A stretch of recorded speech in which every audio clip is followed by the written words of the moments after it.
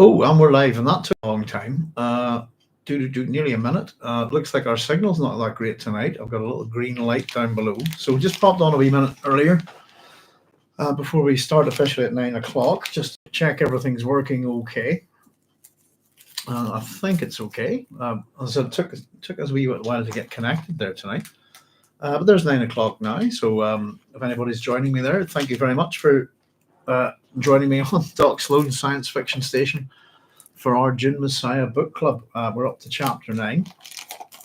And if anybody's out there, give us a little shout and say hello. Just in relation to Dune, we've seen an awful lot of material being dumped on YouTube, etc. For part 2, Denis Villeneuve's film, which should be out on March the 1st, I think, here. So quite a lot of little clips going about. Including, I think, a lengthy sort of 6 or 7 minute clip of Paul riding the sandworm. There's Carlos Crescelia saying, "Hey Doc, hi Carlos, how you doing? Thanks for joining us. Hope you're keeping well." So yeah, lots and lots of new Dune material hitting, and we're going to get to see part 2 of the film.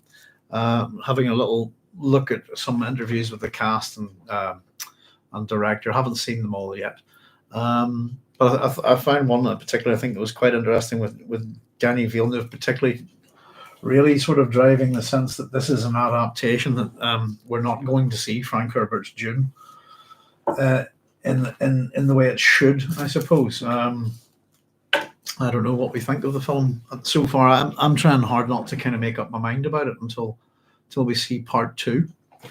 But yeah, lots of stuff being dumped there at the minute. Just a wee bit of housekeeping there. I popped a wee thing up on YouTube on the community page. Let me just see if I can find it for you. There we go. Community. Just so I remember the name of the library. So I've put up a wee link to the Pollock Library from California State University, Fullerton, which has a number of articles and source material on Frank Herbert and Dune. I've put a wee, sadly you won't find my work there as usual, but nevertheless remains a great resource for Dune fans. Let me just click that there. So there's a wee link there. And it has some good stuff, actually. And as much as we have done, there's Babs. Just about to talk about you, Babs. Babs was just sort of sent a wee message saying not to be silly, but because I was saying that they don't have my work there, but do you think you should send it to them? And I have done so. Thank you. Yes, Babs, kind of we're on the same thoughts. It's kind of just with my work, it doesn't get seen unless I try to put it out there or try to sort of make it visible. So I'm always trying to I always do researches on other browsers just to try and find kind of stuff on Dune and see if it includes me or not. Not that I'm not bothered, but it's nice to get some stuff that's and that stuff's not behind a paywall, by the way. So, for example, there's the Quillette of Dune is an article that I had kind of a bit of a hard time finding. Also, you'll find on there the audio recordings, etc., that we posted the other week on the community page. So we've managed to dump quite a lot of stuff on our community page over the last couple of weeks that links to all sorts of stuff relating to Frank Herbert. So for those of you who are interested, really, that's who it's for. Enjoy. I think you will. I've been checking out some of the audio from Frank, and I've been enjoying it. It's great listening to him chat. The one thing I will say is that I listened to one of these audio recordings of Frank Herbert online, streamed, and it was quite poor quality. If you download them, pop them on VLC or something like that, they're pretty good quality and quite easy to listen to. So there we go, folks. A little bit of housekeeping, but yes, that was good advice, Babs. Thank you very much, and thanks for joining us as always. I think I got a wee note from Cynthia saying she's away for a couple of weeks visiting family, but gives her regards to everybody. We've got just getting organised here. So we've got chapter 9 of Dune Messiah tonight. And God, I'm feeling a bit possibly, where you've got a sneeze that might come. So I'm hoping that's not going to happen. This is a little bit lengthier of a chapter than the previous two. This is the one beginning with the epigraph, the most dangerous game in the universe. it's before we pile into it, I suppose. It's a dialogue heavy chapter, um, and it kind of runs with a couple of conversations. One really between Paul and Edric, and the other really, I suppose, Paul and Stilgar with Korba in the background. We also have Skytail here as well. But in many ways, this a lot of this is aimed at Stilgar, I suppose. Let's just start off with the epigraph, shall we? It's a slightly lengthier one than the ones we've had lately. Let's get through it. So it says that the most dangerous game in the universe is to govern from an oracular base. We do not consider ourselves wise enough or brave enough to play that game. The measures detailed here for regulation in lesser matters are as near as we dare venture to the brink of government. For our purposes, we borrow a definition from the Bene Gesserit, and we consider the various worlds as gene pools, sources of teachings and teachers, sources of the possible. Our goal is not to rule, but to tap these gene pools to learn and to free ourselves from all restraints imposed by dependency and government. And this is taken from The Orgy as a Tool of Statecraft, Chapter 3 of the Steersman's Guide. Hard to see kind of what that's got to do with orgies in that sense. Orgy is a tool of statecraft. I think the orgy, whenever the Fremen engage in the orgy, that there is a kind of Tao awareness, isn't it? That, as it's put, that they kind of almost have some kind of possible, like a mild prescience, maybe. I'm not too sure, but I didn't really get what it had to do with that title, and that's kind of made me wonder a bit about it. But I suppose the word orgy would, if we focused on that, we would detract from the other phrase, tool of statecraft, which is a phrase that we hear quite a lot in Dune. Religion is a tool of statecraft. The orgy is a tool of statecraft. This kind of thing. So yeah, but just where it goes, really, this is from the Guild, and I suppose if we think about their similarity in this case to the Bene Gesserit also do not want to rule, and we're being told here that this is the steersman taking this, if you like, from we borrow a definition from the Bene Gesserit. So they look at each of the worlds as not something to rule, but gene pools, basically. Which are sources of teachings and teachers, sources of the possible. Our goal is not to rule, but to tap these gene pools. That's pretty similar to the Bene Gesserit. Ultimately, why? To free ourselves from all restraints imposed by dependency and government. I don't know, there's something contradictory about that. I don't know if you agree, but the only way to impose yourself of all restraints imposed by government, for example, is probably to be the government. If you see what I mean. Anyway, there's our epigraph to start off from the Steersman Guide. So let's take a wee look. So this one's conversationally heavy, I think.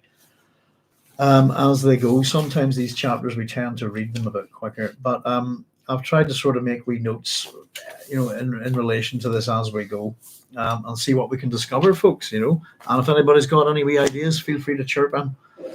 They're always good. I still haven't got back to getting replying to a few comments, by the way, folks. So do keep them coming, and I'm probably going to take a day to catch up on them all, actually. But apologies to anybody who's left a wee comment so far that I haven't got back to. I've got a whole lot of them. So here we go. Let's start off our chapter. Is that where your father died?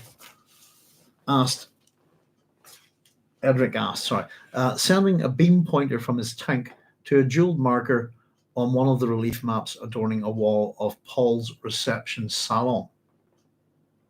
So Paul replies that's the shrine of his skull.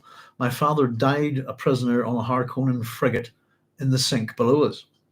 Oh yes, I recall the story now. Something about killing the old Baron Harkonnen, his mortal enemy. And we have this, hoping that he didn't betray too much of the terror which small enclosures such as this room imposed upon him, Edric rolled over in the orange gas, directed his gaze at Paul, who sat alone on a long divan of striped grey and black. And this is carrying on with this kind of casual, laid-back behaviour from Edric while he's in the tank that we got from the previous chapter. So Paul corrects him here. He says, "My sister killed the Baron just before the Battle of Arrakeen. Told his voice, let me see, voice and manner were dry." So this is a little bit of a reminder, if you like. The previous chapter of Alia as a parasite, for want of a better word. I was having a wee chat about this. I was trying to figure out what is the term for killing your grandfather. And I thought it would be, was it avicide or something like that? What would be grandfather? Bear with me a second. Avicide it would be, if you like, if you had to construct that word, but I think we go with parasite. Because I don't think there's such a word as avicide, but there you go. I don't see why not. So my sister killed the Baron just before the Battle of Arrakeen, voice and manner dry. And why, he wondered, did the guild manfish reopen old wounds in this place at this time? So why is this guy poking at me? Carlos is saying, Edric makes you question the competency of the guild. Something I've been thinking about a lot, actually, Carlos, is that regardless of all the various powers and abilities that many people have within the Dune universe, I get what you're saying. Edric doesn't seem to be quite the full shilling in terms of this, if you like. But despite all of these abilities that they have, it seems that their abilities can fail them. As we've seen with Mohiam and and even Alia, the level of control can slip this kind of thing. But what's the guild really at? I suppose is a good question here, because as much as the whole conspiracies, we talked a wee bit about everybody, kind of all the members of the conspiracy, almost kind of working towards their own agendas, even though there's a group conspiracy. He doesn't seem to be very shrewd, does our Edric? We wonder why all this poking, but we'll see a bit more of it here. We're told the Steersman appeared to be fighting a losing battle to contain his nervous energies. Gone were the languid fish motions of their earlier encounter. Well, there you go. There's me saying the rolling in the tank was a bit like that. Edric's tiny eyes jerked here, there, questing and measuring. The one attendant who had accompanied him in here stood apart near the line of house guards, ranging the end wall at Paul's left. The attendant worried Paul. Hulking, thick-necked, blunt and vacant face, the man had entered the salon, nudging Edric's tank along in its supporting field, walking with a strangler's gait, arms akimbo. The aide's surface shouted stupidity, but the eyes betrayed him. They laughed at everything they saw. So this is, of course, Skytail, isn't it? Edric says then, your concubine, referring to Chani, appeared to enjoy the performance of the face dancers. It pleases me that I can provide that small entertainment. I particularly enjoyed her reaction to seeing her own features simultaneously repeated by the whole troupe. And this gets so this is the entertainment. Again, this is, I suppose, the guild using Tleilaxu tools, if you like, for their own benefit. Now, Paul says, isn't there a warning against guildsmen bearing gifts? And of course, that's a little reminder of beware of Greeks bearing gifts. Timeo Danius et dona ferentes is a phrase, beware of Greeks, beware of Danans bearing gifts, sorry. There are a number of different names for the Greeks in our ancient epics, if you like, but they go by Achaeans, and they go by Danans as well, which there's an interesting link between the Danans and the Irish, believe it or not.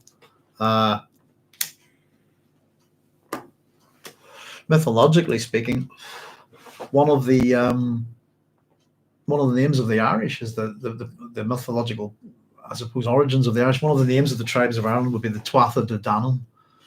And there are a couple of links to the Greeks, the Hellenes, and the Irish in mythology, believe it or not. Partholon as well, I think.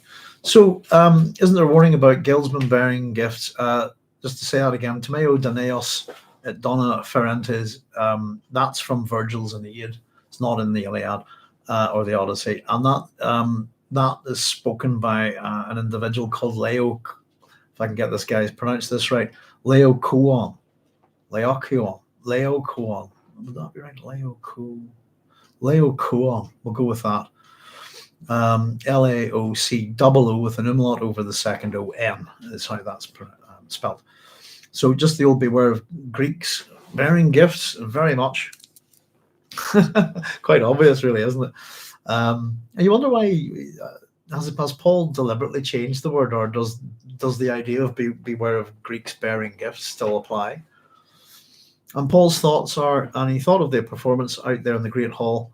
The dancers had entered the costumes and guise of the Dune Tarot, flinging themselves about in seemingly random patterns that devolved into fire eddies and ancient prognostic designs. Then had come the rulers, a parade of kings and emperors like faces on coins, formal and stiff in outline, but curiously fluid. And the jokes, a copy of Paul's own face and body, Chani repeated across the floor of the hall, even Stilgar, who had grunted and shuddered while others laughed. So especially, I suppose, this is a really important chapter within Dune, isn't it? Within Dune Messiah, sorry. This little nod to the kings and emperors of the past, faces on coins, is exactly, I suppose, what they would be. And the history of coinage is really interesting. If you look at that, look into it in any kind of detail. But the other thing I got here is the face dancers had entered in the costumes and guise of the Dune Tarot, flinging themselves about in seemingly random patterns. And I'm wondering, are they actually producing through the art of interpretive dance an actual tarot reading, which would serve to muddy the future, the muddy time, if you like, Carlos is saying, I read somewhere that there was an ancient genetic link between the Irish and ancient Egyptians. Any thoughts? Oh, I mean, sure. I know a little bit, but I couldn't rattle off anything in particular. But there is supposed to be the name of an Irish king found on one of the pyramids, I thought. But where I read this, I couldn't tell you, but a long time ago. But it is believed that the Irish were down that far, yes, a long time ago. And the link between the Irish and, let me see, well, the Danans is one, I suppose, and they're rather spurious in a, let me see, how would I put this? Partholon, let's look him up. No. Irish Christian pseudo-history. Biblical name Bartholomew. That's not quite where I got it from.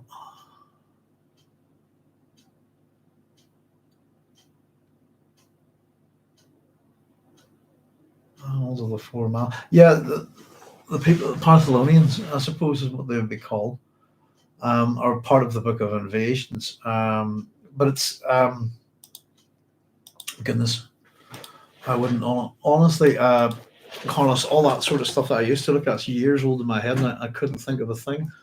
But I believe that the Irish were down there. There's also, I suppose, if you like, the association with I suppose some of our traveller communities, if you like. But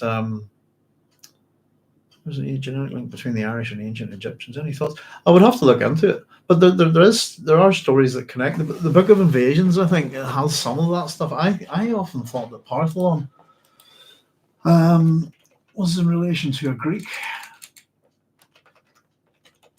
Let me see.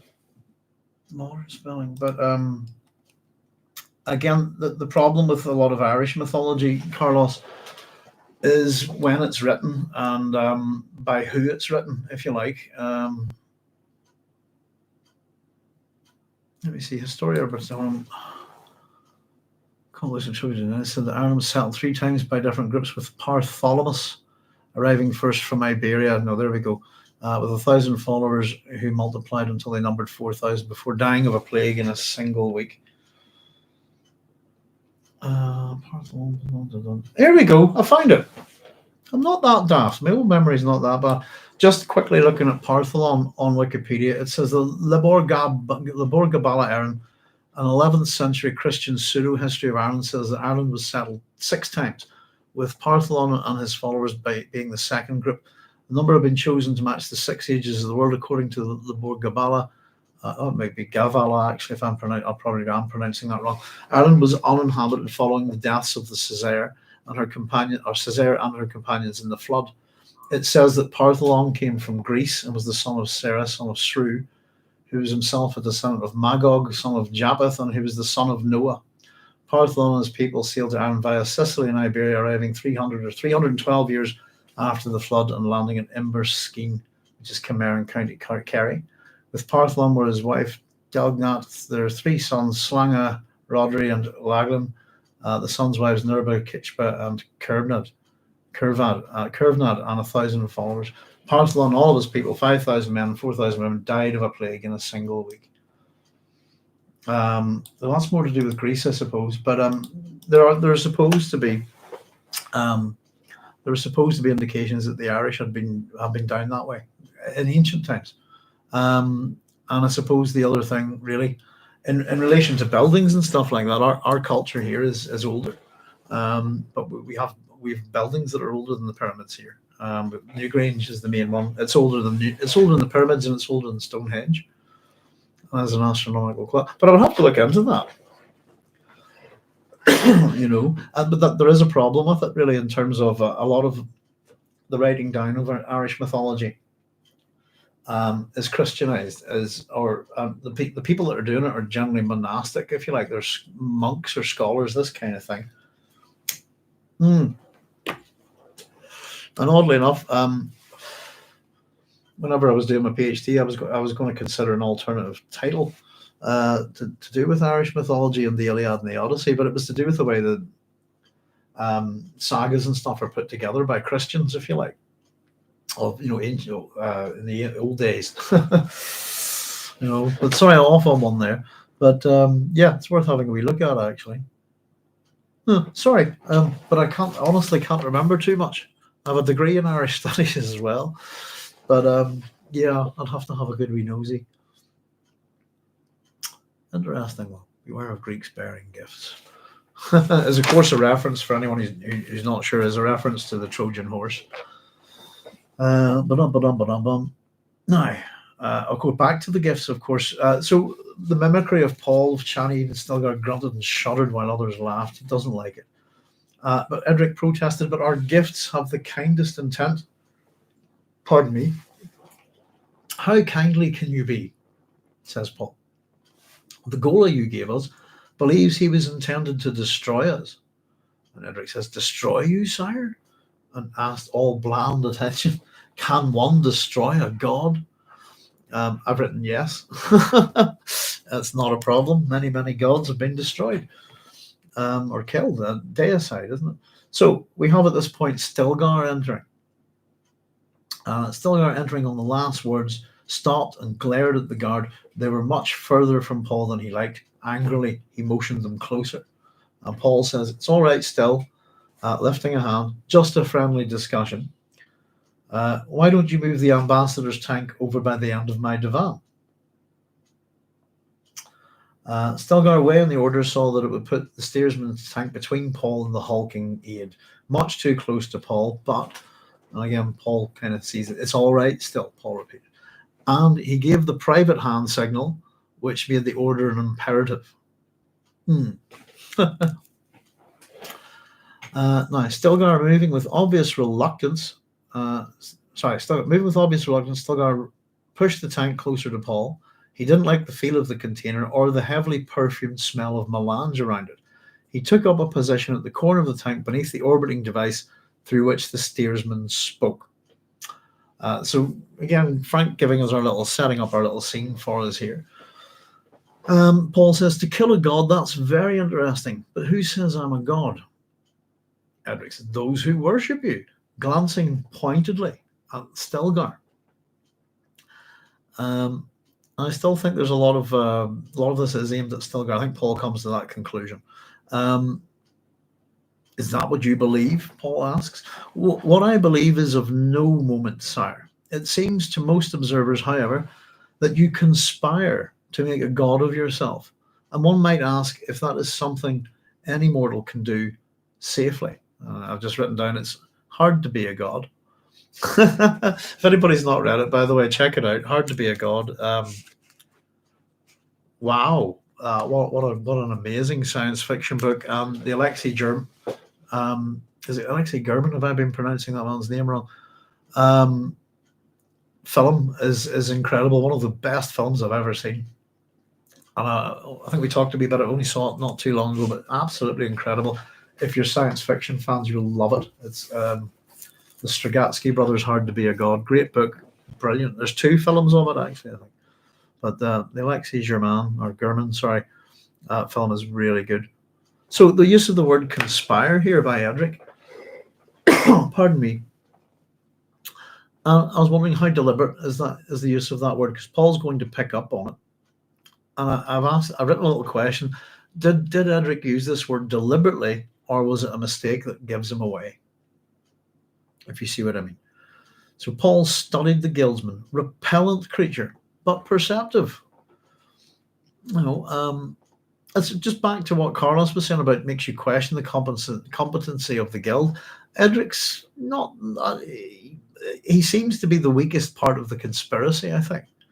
But whatever his reasoning here, he seems to be getting the desired results, I think. A repellent creature, but perceptive. It was a question Paul had asked himself time and again. But he had seen enough alternate timelines to know of worse possibilities than accepting godhood for himself. Much worse. They were not, however, the normal avenues for a steersman to probe. Curious. So why had that question been asked? And what could Edric hope to gain from such effrontery? Pardon me. And we have this very interesting little thing here where we kind of get a sense of almost how Paul's mind works. How the I don't know if this is a sense of what it's like to be a mentat, or we get this kind of flick thing going on here. Paul's thoughts about flick. The association of a Taraxu would be behind this move. Flick. The Jihad's recent Sembu victory would bear on Edric's action. Flick. Various Bene Gesserit credos showed themselves here. Flick. A process involving thousands of information bits poured flickering through his computational awareness, and we're told it required perhaps 3 seconds. Carlos is saying there maybe he's the red herring designed to distract from Skytail. That's a good point, Carlos. And of course, what the guild's up to is in the background. They're out to try and grab a worm here, aren't they? But you're quite right. Skytail's in the room, and we'll have that kind of. I think we have that discussion between Skytail and Edric to come later in the book. But yeah, possibly something to distract. Look at this, and while he's in here, I suppose Skytail's with him, but we've also got all these dancers, these face dancers all over the place. But I quite like the questions that why is that question being asked?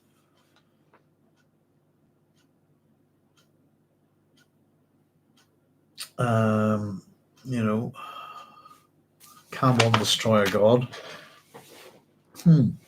Generally, the way you destroy gods is either that they're wiped out by another religion and proved to be not real, or that people simply stop believing in them because they're not real. But that's the easiest way to destroy a god, is to not believe in it, really.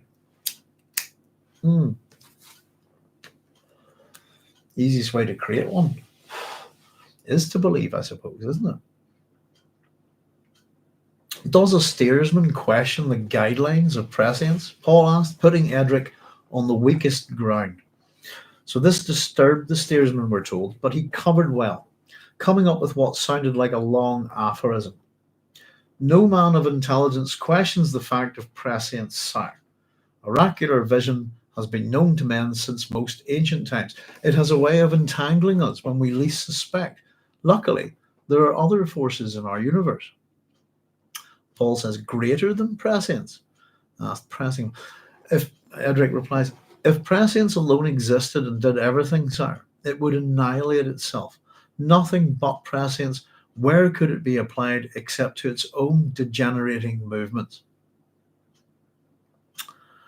I've written down here just next to this the Ring of Gyges and Erewhon, for example. No man of intelligence questions the fact of prescience, sir. It's not quite an absolute.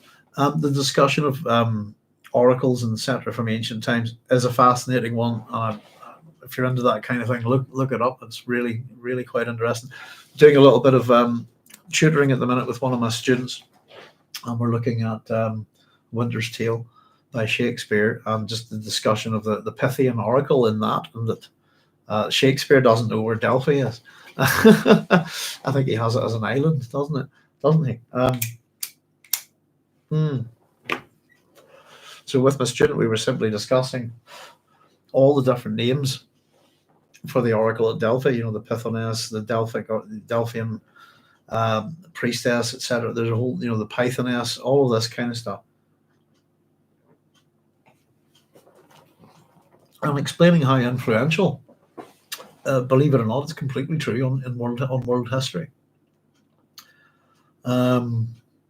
Yeah, it's bizarre. It is bizarre. It's a very strange thing. Just like in Erewhon, by the way, just to bring that point in, if prescience alone existed and did everything, sire, it would annihilate itself. Nothing but prescience. Where could it be applied except to its own degenerating movements? This is the race of pre-Erewhonians in the book Erewhon by Samuel Butler are all born with prescience, and they're all dead within 6 months. And the implication is they all committed suicide. And we also get that link with the Bene Tleilax Kwisatz Haderach, which is discussed at the start of this book, who also killed himself. It would do your nut in, wouldn't it?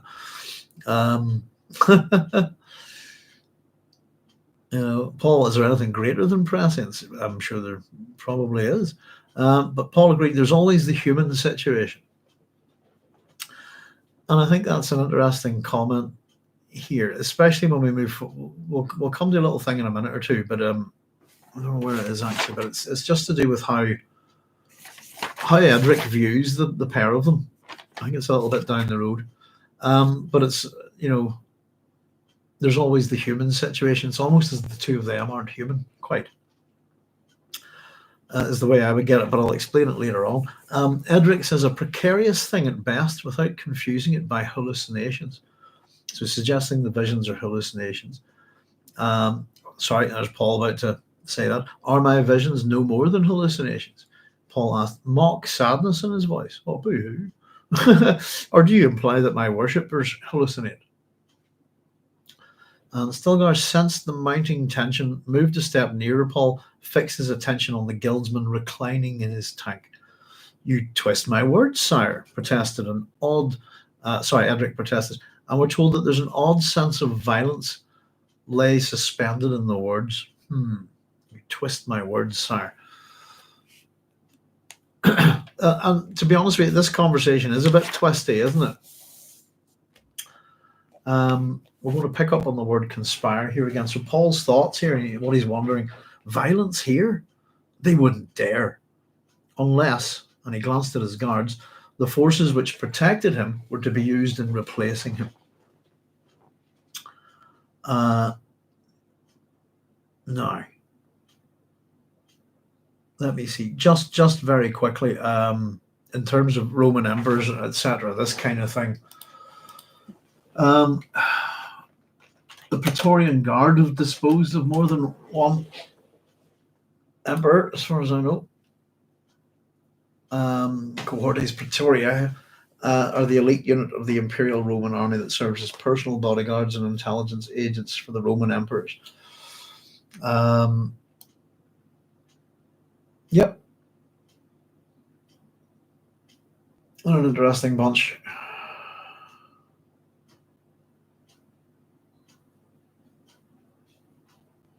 Just looking to see how many was it, Year of the Four Emperors. That's kind of feeling like that in Britain at the minute.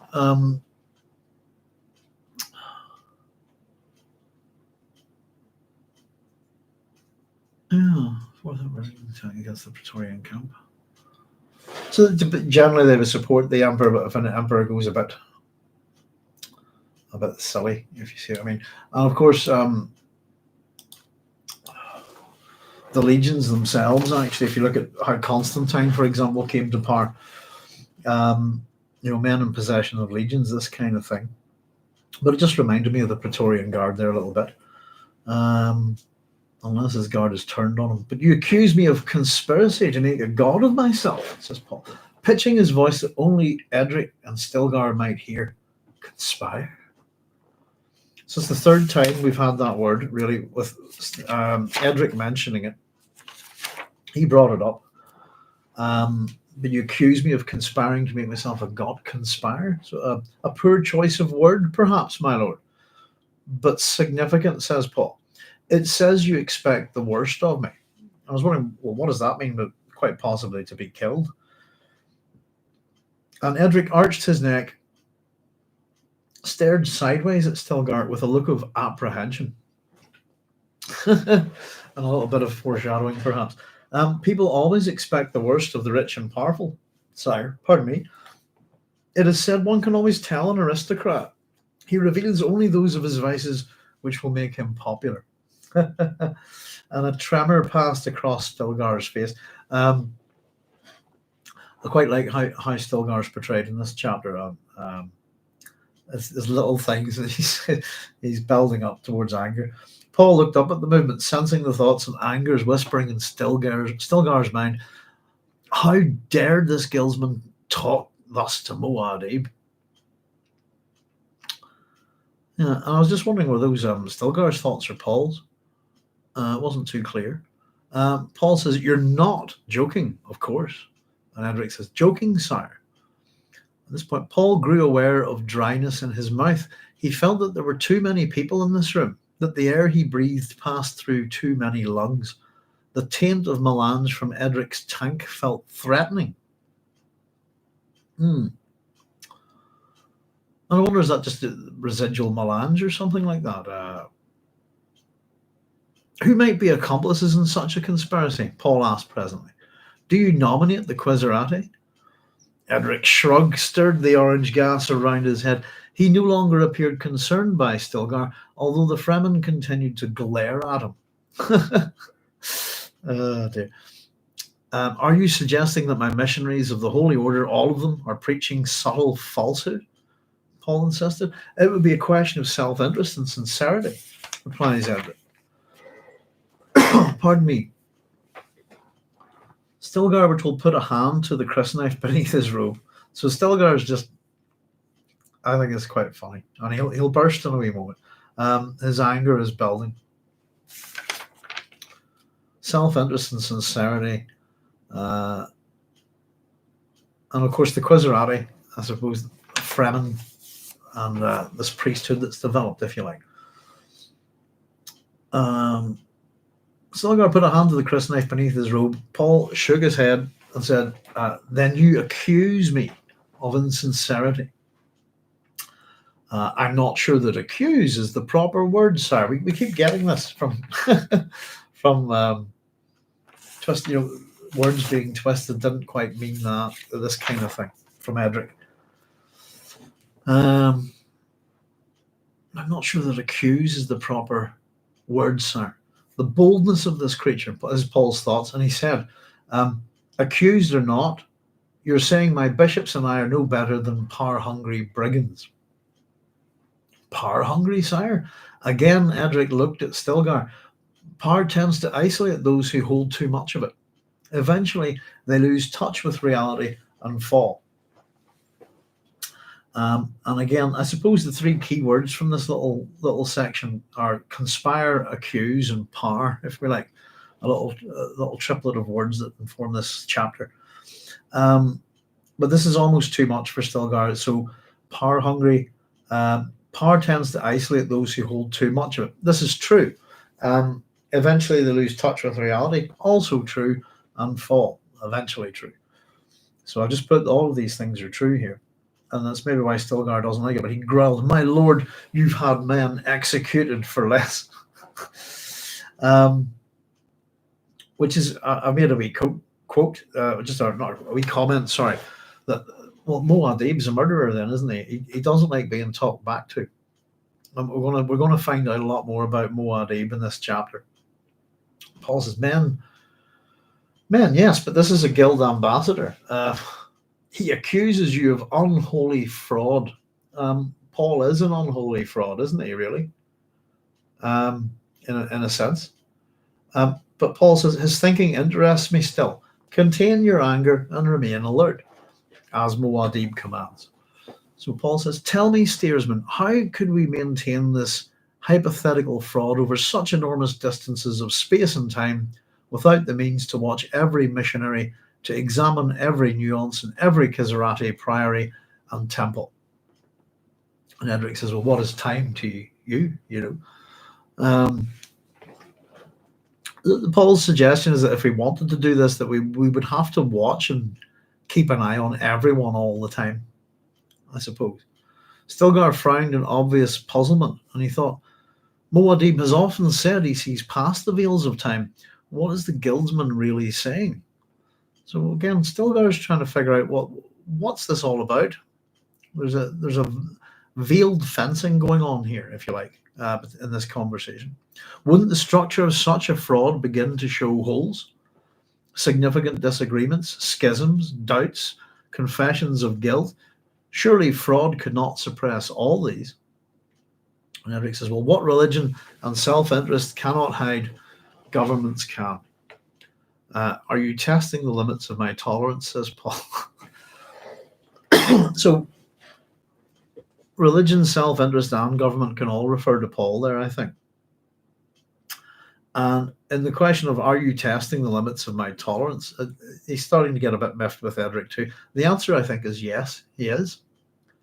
And this is where Edric's sly little thing comes in, because we just pointed out a few of the things that Edric says are true. He's not coming in, and he's being a bit sly, a bit obsequious, but this is the punch, I think. Do my arguments lack all merit? Asked Edric. Oh, sorry, hang on. He countered. Sorry, do my agreements lack all merit? Countered.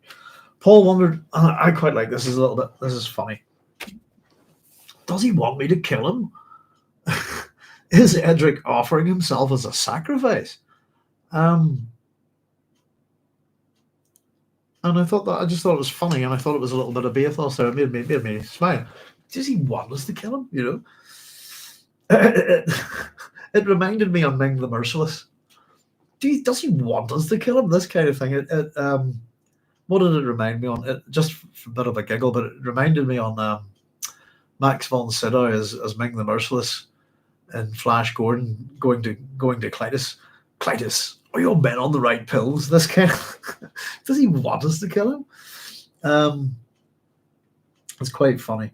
And is he offering himself as a sacrifice? And that's possibly interesting if Edric has, like Steersman do, have a degree of prescience. Does he know he's not going to get out of this? I suppose. Is he playing a role for the greater good of the guild? This kind of thing. It's curious. So here we go. Paul's saying, I prefer the cynical view. Oh, here. Just before I go on, does he want us to kill him? Is Edric offering himself as a sacrifice? I just made a wee note here that human sacrifice is being practiced on Arrakis at this time by the Fremen. I prefer the cynical view, Paul says. You obviously are trained in all the lying tricks of statecraft, the double meanings and the power words, Language is nothing more than a weapon to you, and thus you test my armor. And that's pretty much it, I think. The cynical view. We like the cynical view here, don't we? Edric says the cynical view. Edric said, a smile stretching his mouth. And rulers are notoriously cynical where religions are concerned. Religion, too, is a weapon. What manner of weapon is religion when it becomes the government? So just we again, some of the ideas that Frank Herbert has, we're getting them pushed quite well in this chapter. Language is a weapon, absolutely, no problem there. Religion is a weapon, yeah. What's that say? One of Frank's big discussions, yeah. Religion and government, basically, whenever they go hand in hand. Religion's a tool of statecraft in one sense. What kind of weapons is that? Sorry, that's my little notes here. What I was just thinking about it was that religion is very. There's very little difference between religion and government. And if you look back into things like the divine right of kings and stuff like that, it's priests and kings tend to be authorities that can work against each other, and it's better if they come into the same fold, if you see what I mean. We've got a king here in the United Kingdom, and again, the church is a major part. The church and the army are his two power bases, basically, and his wealth. But religion as well, I suppose religion from the Latin word means something that you adhere to. Government and the application of law, if you like. Laws are things that you adhere to. So I seldom see something very little difference between the two. And even in places that claim to be sort of, religion doesn't have a place in your society, it does. It usually does. Politicians tend to play the religious card quite a lot, which I suppose is one of the reasons why we actually have this discussion in June. I think part of the big arguments in June about politicians using bandwagons, if you like. It was the famous one with Trump holding up the Bible and all, not realizing it's upside down, that kind of thing. But it's often, I think, the point that's made in June, is, if we go back to June, is that I think it's the discussion of religion, etc. But the ruling classes are generally agnostic. The houses of the lands, rather, that kind of thing. That religion is a thing that we can use to rule with, to control people. So Paul felt himself go inwardly still, a profound caution gripping him. And that's not Atreides' trait, isn't it? To whom was Edric speaking? Damnable clever words, heavy with manipulation leverages, that undertone of comfortable humour, the unspoken air of shared secrets. And at the point where I was reading, I'd written down, is it for Stilgar, is it Skytail? It's not Paul. But it is for Stilgar, isn't it? Let's see. His manners said he and Paul were two sophisticates. This was the wee thing I was talking about earlier, just if we can jump back to it, where Paul, they're having a bit of banter, where Edric talks about if prescience alone existed, that everything Sire would annihilate itself. And Paul says there's always the human situation, a precarious thing at best without confusing it by hallucination. But the suggestion that neither Paul and Edric are quite human anymore, I think it's a tricky one. You can make an argument for absolutely nobody in the Dune universe being human at all, in the way that we're human. There's slight changes genetically.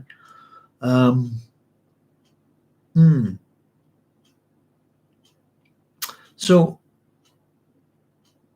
his manner said that he and Paul were two sophisticates, men of a wider universe who understood things not granted to common folk. They're superior, in other words. Though the word sophisticated to me is fraudulent in a kind of way. Someone who's sophisticated has been told what to say. Does that make sense? As opposed to someone who's educated who knows what to say. Sophistication, sophistry is an argument whose intent is to deceive. So someone who's sophisticated Supposed to be these schools of thought in the ancient Greek world, is for political reasons. I can teach you to say this thing, give the right quote at the right time. If someone says this, you reply with this. You get wee books that are quite good that I like to think of as sophisticates. There's the Dummies Guides. I don't know if you remember them. I don't know if they're still about. I've got one or two of them somewhere. They're quite good, and they are exactly what that is. They're to sophisticate you. A little book that can tell you exactly what to say to who and where. I remember reading the one on classical studies. I thought it was very funny. There's good humor about them. I think they also did the Xenophobes guides to different places as well. Excuse me. So, with a feeling of shock, Paul realized that he had not been the main target. So that's where me scribbling my notes on the page before was going, is this Skytail? Is it Stilgar? Here's our answer. With a feeling of shock, Paul realized that he had not been the main target for all this rhetoric. This affliction visited upon the court had been speaking for the benefit of others, speaking to Stilgar, to the household guards, perhaps even to the hulking aide Skytail. Quite possibly all three. Paul says, religious manna was thrust upon me. I did not seek it. And he thought, there, let this manfish think himself victorious in our battle of words. So this is kind of the prod, isn't it? The Edric's kind of, how would we put it, dropping the idea into this entire chamber, Paul's salon, to everyone who's there, that this man is not a god and that it has limitations. The point, I suppose, tell me, Steersman, how can we maintain this hypothetical fraud over such enormous distances of space and time? What's time to you?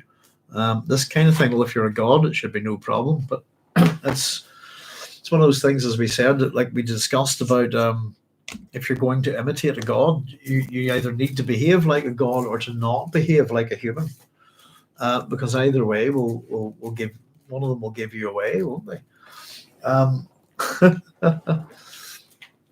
It's much easier to pretend to be a servant of God, isn't it? This kind of thing, or to have religious manna thrust upon you, as Paul puts it. But there you go. Let's see how he deals with that. It was thrust upon me; I did not seek it, which kind of suggests it's out of his hands, and possibly even a divine reason for Paul having religious manna. And Edric says, then why have you not disavowed it, sire? So if you're not a god, why don't you say so? This is quite a funny little response. It's a strange one. Well, because of my sister Alia, Paul said, watching Edric carefully, she is a goddess. Okay, so he said she's divinity. She's divine. She's a goddess. Here we go. She is a goddess.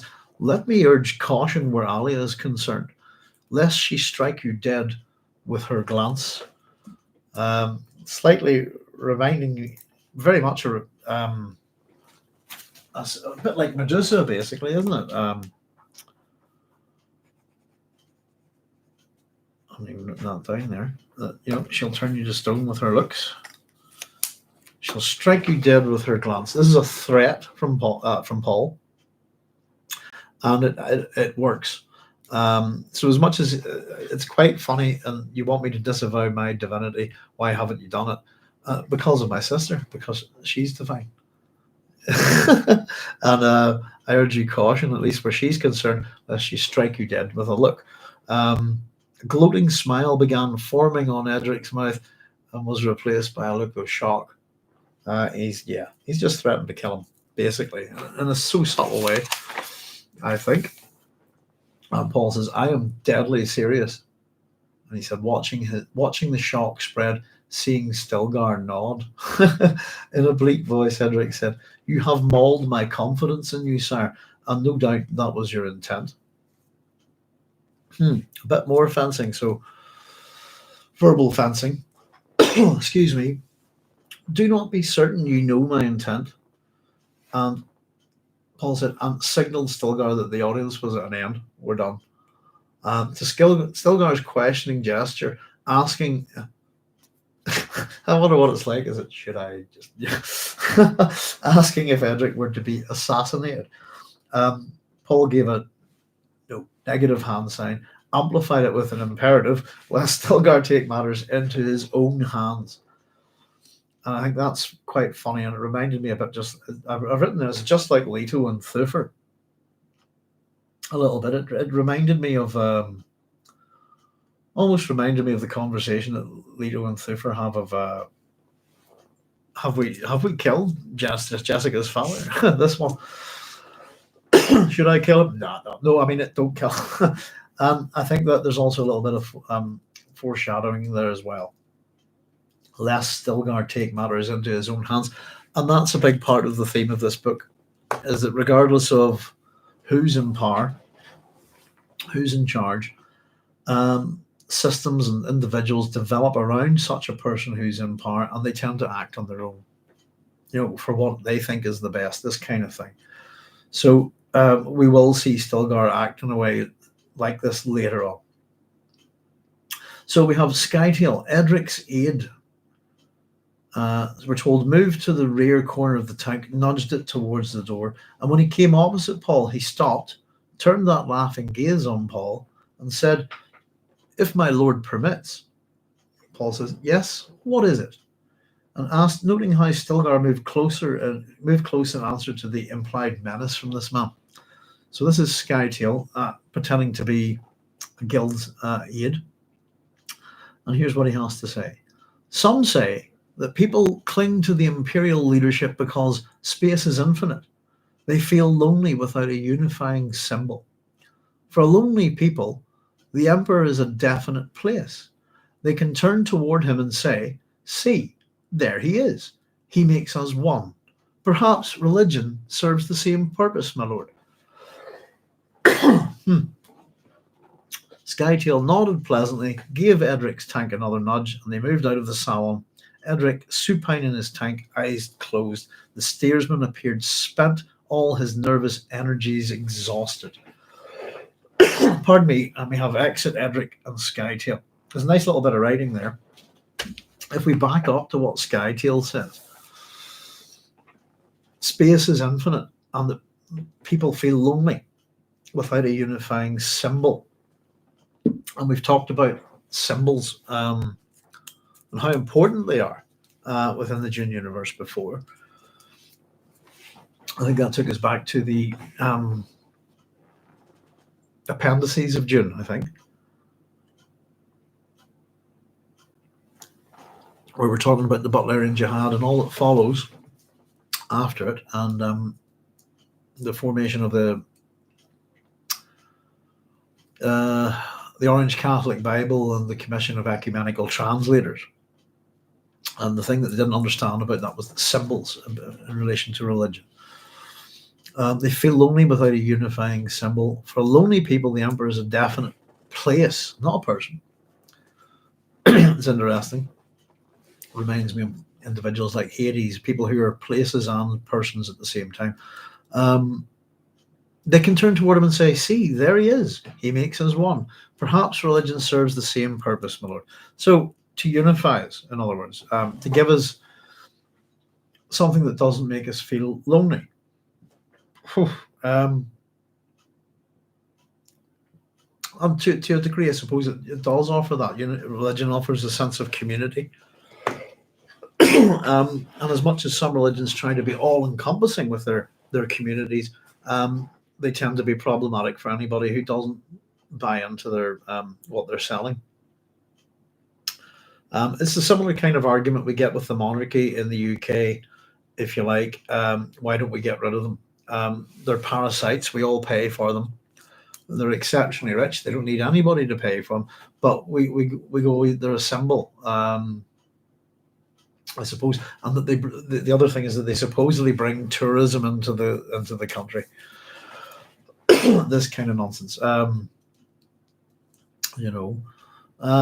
to a lot of people, within the United Kingdom, the king is a very important. The royal family are very, very important to them.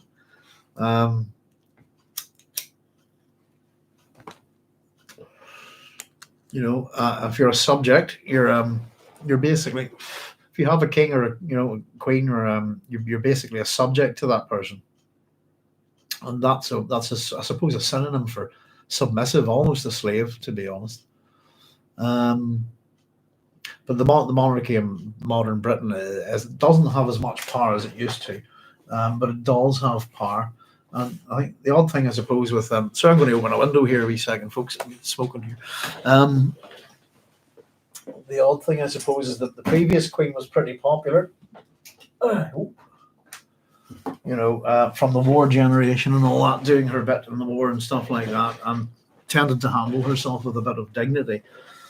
But the new king's reputation is not that good, and he's not very well, apparently. I hear he's just been diagnosed with cancer. So it's been all over the British media, etc. But this kind of idea, you get it with Arthurian mythology, the land and the king are one, this thing. But something for people to look up to, something to say that, give you a sense of identity or a sense of community, this kind of thing. Within my country, it's the exact opposite. It has created two communities that have separated a people, basically, right down to the family level. You'll have people in families here, different religions, and it causes problems. But it's interesting that Skytail says that it's not, you shouldn't be a god, or anything like that. It's perhaps you haven't considered that, there you are, you make us all one people. It's quite a positive thing to hear from Skytail. And I think the idea here really with the Bene Trilaks is that they'd like to keep control of Paul. Ultimately, I think this is the main part of their plot in this book and how they go about it. But I think it would suit, whereas the guild don't want authority. I think they don't want anybody telling them what to do. The Bene Trilaks, I think the same with the Bene Gesserit, would have a different opinion about a position of power like that. That's something they could use. Religion serves the same purpose. There it is. It makes us one. It's funny that the things that divide us most on the planet, I would say religion would be one, language would be another, and I suppose wealth. And three, as much as Frank talks about the tripod, that's kind of my tripod of bad stuff in the world, I think. Money, religion, power, if you want. Money, religion, government. Language, but language is a great divider. I think one of the things we talk about on here is how many different languages we've got in this book, how many different types of words. And I think it's kind of interesting that as much as someone like myself is trying to figure out what these words are and understand, even we were talking about shibboleth last week, the concepts from other cultures and other religions and stuff like that. And I think it's kind of been a unifying thing for us here. Oddly enough, though, because we get to chat about it, not in an environment where we don't have to worry about it.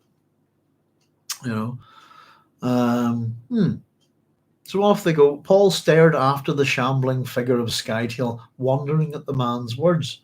Peculiar fellow, that Skytail, he thought.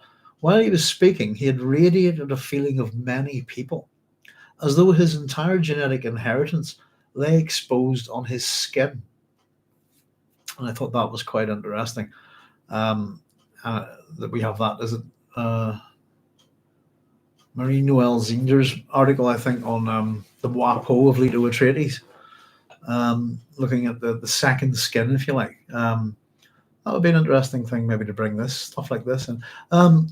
Many people, as though his entire genetic inheritance lay exposed on his skin. It kind of makes us start to ask some questions about what is Skytail, what is a face dancer? And is he something different than the other ones, I think? Stilgar says, that was odd, speaking to no one in particular. Paul rose from the divan as a guard closed the door behind Edric and the escort. Stilgar, odd, he repeated, and a vein throbbed in his temple. I really like the way Stilgar's characterization in this chapter is funny. He's not happy. He's like, what's going on? It's just odd. And it's odd as another. We'll hear that word again, I think. But so this is where we start to get a shift in the conversation here, and we're going to come up to some of the most important things within Dune itself, which is, I suppose, the reveal of Paul. Let's have a wee look. Right. So Paul dimmed the salon's lights, moved to a window which opened onto the angled cliff of the keep. Lights glittered far below. Pygmy movement. A work gang moved down there, bringing giant plasmel blocks to repair a facade of Alia's temple, which had been damaged by a freak and twisting of a sandblast. Of a sandblast wind. I've made a wee note here just to pay attention to the wind from the previous chapter in Alia as an omen, and as we go through the book, right up to the end, the wind will usher something in, if you like. So it's something worth paying attention to. Stilgar says, that was a foolish thing, Usul, inviting that creature into these chambers. And Paul's thoughts are here. Usul, my seat's name. Stilgar reminds me that he ruled over me once, that he saved me from the desert. Stilgar says, why did you do it? Speaking from close behind Paul. And Paul's answer, again, is the kind of mentat answer, isn't it? Data. I need more data. He needs more information, I think. Is it not dangerous to try meeting this threat only as a mentat? And Paul's thoughts are here that was a perceptive thing. That was perceptive. And it is. Stilgar understands Paul to a degree. Doesn't understand him to another degree, I suppose. The mysticism combined with the pragmatism. But knowing that he's a mentat, is it not dangerous to try meeting this threat only as a mentat? That was perceptive. In other words, is this the only way you're looking at it? Mentat computation remained finite. You couldn't say something boundless within the boundaries of any language. Mentat abilities had their uses, though. He said as much now, daring Stilgar to refute his argument. And Stilgar's point here is that there's always something outside. Something's best kept outside. And Paul says, or inside. Now, that's a good point. I suppose that the point that it's making really is that no matter what you want to know, no matter how rigorous you are in your endeavors or your research, there's always something you don't know. And this is Stilgar's point. Regardless, Paul's saying being a mentat has its uses, surely. But he's saying, well, there's always something outside, something you can't see.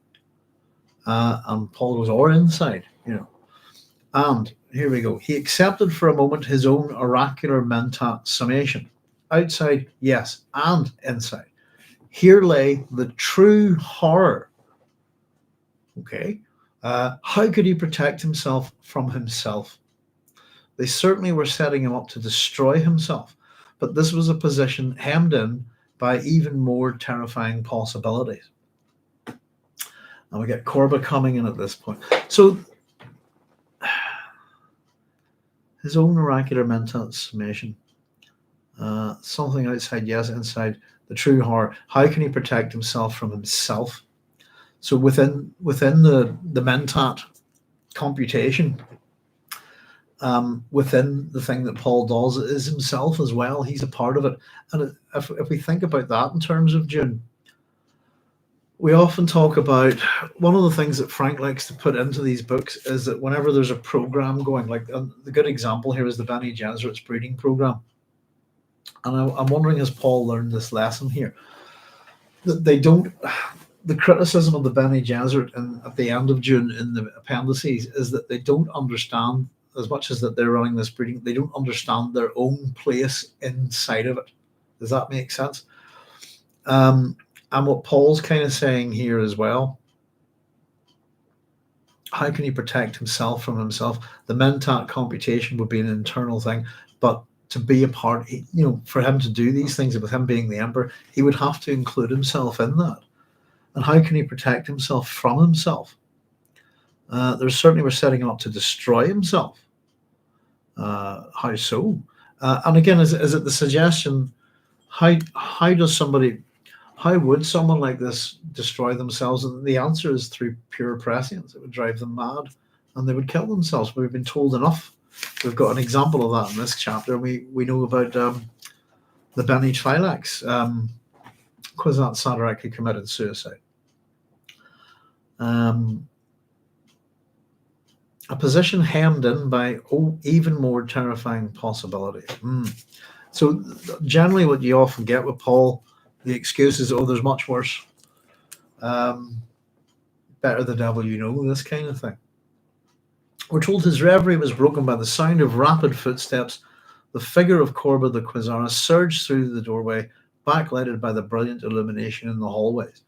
He entered as though hurled by an unseen force, and came to an almost immediate halt when he encountered the salon's gloom. His hands appeared to be full of shigawire reels, and they glittered in the light from the hall. So here we go. Strange little round jewels that were extinguished as a guardsman hand came into view, closed the door. So Korba, again, this dialogue's quite funny, I think. Korba says, "Is that you, my lord?" Peering into the shadows. Stilgar says, "What is it?" Stilgar? We're both here. What is it? Korba says, "I'm disturbed by this reception for the guildsmen." Paul says, "Disturbed? The people say, my lord, that you honor our enemies." Paul says, "Is that all? Are those the reels I asked you to bring earlier?" And indicated the shigawire orbs in Korba's hands. Just to back up a wee second before we go any further, Korba, the panegyrist, if you like, the person who speaks only good words for Muad'Dib, this Quasarate chap, the words that come out of his mouth here are, "I'm disturbed by this reception for the guildsmen."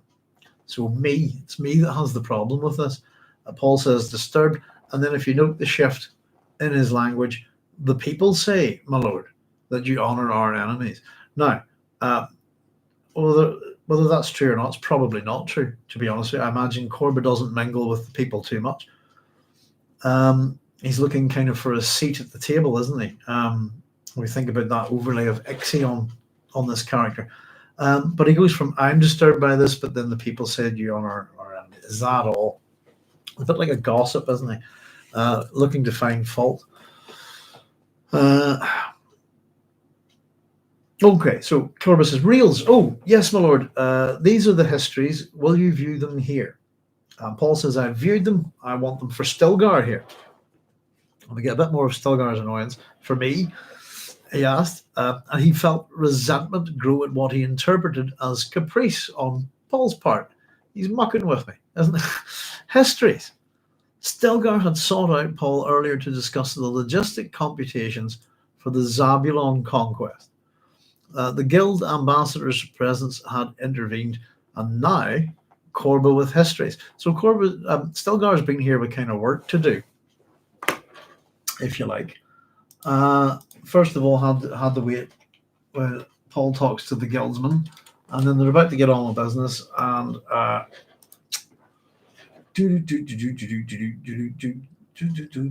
Zabulon. Bear with me a wee second. Zabulon concubine, just with Wikipedia, Zabulon's the English translation for the city of Kabul, Cabul in northern Palestine. Zebulon's the biblical founder of a tribe of Israelites, and Zabulon's an ancient city, former bishopric, and present Latin Catholic titular see. Now, Zabulon skipper's a butterfly. There we go. I thought Zabulon, from Night Watch, was a character. I quite like those films. I haven't read the books. Zebulon, anyway, probably, as according to the book of Genesis and Numbers, the last of the 6 sons of Jacob and Leah. Jacob's 10th son, the founder of the Israelite tribe of Zebulun. Some biblical scholars believe this to be an eponymous metaphor, providing an etiology of the connectedness of the tribe to others in the Israelite confederation. With Leah as a matriarch, biblical scholars believe the tribe had been regarded by the text authors as a part of the original Israelite confederation. The tomb of Zebulun is located in Sidon, Lebanon. In the past, towards the end of Iyar, Jews from the most distant part of the land of Israel make a pilgrimage to this tomb. It says citation needed, so not necessarily, I don't know if that's true or not. There's a painting on Wikipedia by Francisco de Zurbaran of And it's pronounced Zebulon. There you go. Oh, it's the B's, a bit like B's in Irish. It's just another little reference there. And I don't think there's particularly much. We've got a few different mentions of planets in the jihad here in this chapter. Let me see. Can I see? Yeah, we have Sambu. Oh, I missed that one, by the way. Sorry, I'll back up. Whenever Paul was having his little flick, his little mentat kind of thing here, jihad's recent Sambu victory. Sambu is a Japanese surname, which means hermit or immortal. There we go.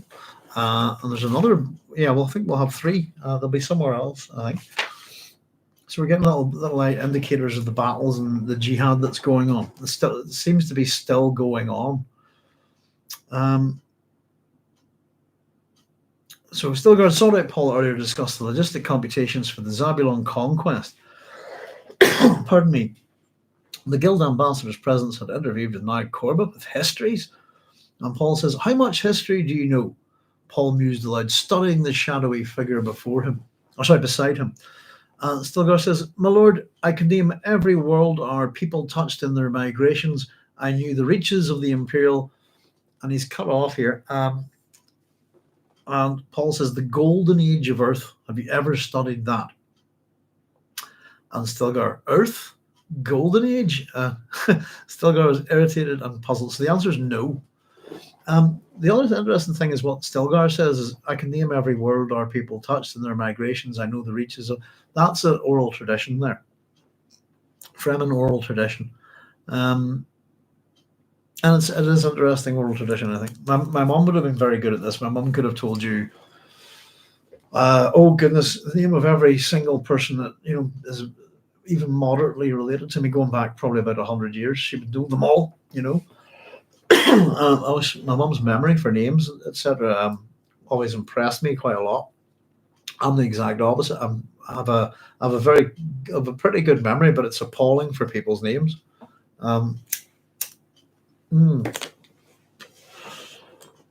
Which I've never quite figured out why. Not to worry though. So Earth, Golden Age, and Stilgar's thoughts here. Why would Paul wish to discuss myths from the dawn of time? Stilgar's mind felt crammed with Zabulon data computations from staff mentats. 205 attack frigates with 30 legions, support battalions, pacification cadres, Quizerati missionaries, the food requirements. He had the figures right here in his mind. And melange, weaponry, uniforms, medals, urns for the ashes of the dead, the number of specialists, men to produce raw materials of propaganda, clerks, accountants, spies, and spies upon the spies. There you go. I suppose it's a brief discussion of the apparatus of Muad'Dib's government and jihad. How we go about it, the stuff that we need. It's a little discussion on logistics. And Korba says, "I brought the pulse synchronizer attachment also, my lord." Korba ventured. He obviously sensed the tensions building between Paul and Stilgar and was disturbed by them. Stilgar shook his head from side to side. Pulse synchronizer? Why would Paul wish him to use a mnemonic flutter system on a shigawire projector? Why why scan for? Is that right? Hang on. Q. Sorry, my handwriting. First defeat of the evening. Let me just check that.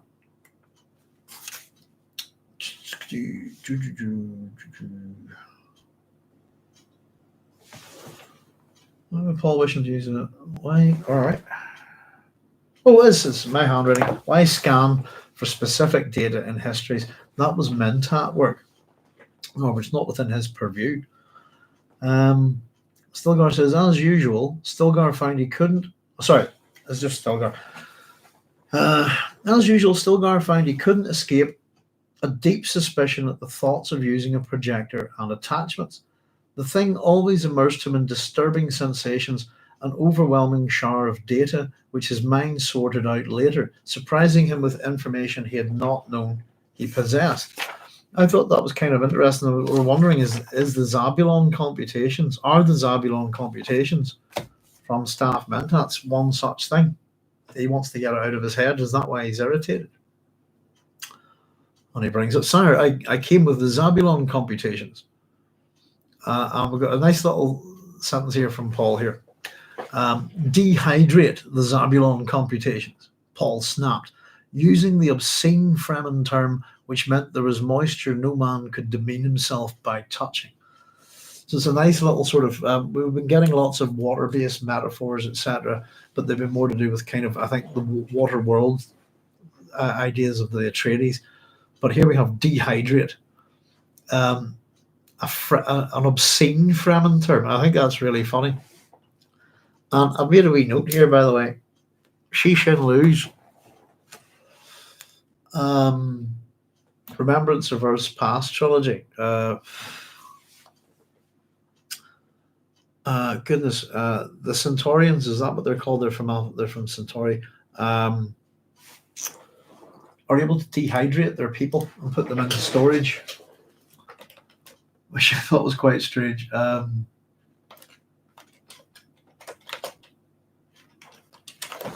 sorry, just bring that up. There it is. Oh, we're getting Shishin Lu's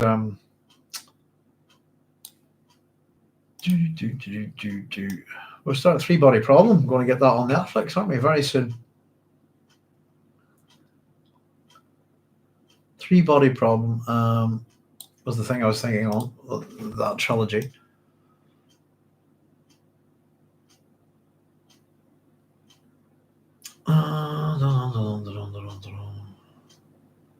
Sorry about this, folks. Just quickly, I think they're called the Centaurians, aren't they? They're from Alpha Centauri, from Proxima Centauri. But yeah, they dehydrate themselves. There's quite a few. How to put it? References to all sorts of science fiction books within Shishin Lu's Remembrance of Earth Past trilogy. But I caught that myself whenever I was reading it, and there we go. That it was meant to be a little homage to Frank Herbert's Dune, and this is the little bit that he copied. I used dehydrate, if you like. But to be dehydrated, if you like, I think that's very good. That it's a Fremen, an obscenity. It meant that there's moisture no man could demean himself by touching. You just dump this stuff and get on with it. Stilgar's response is, "My lord!" He's very surprised by it. So here we go. And again, almost all of this is, everything in this chapter is almost for Stilgar's benefit. Paul says, Stilgar, you urgently need a sense of balance, which can come only from an understanding of long-term effects. What little information we have about the old times, the pittance of data which the Butlerians left us, Korba has brought it for you. Start with the Genghis Khan.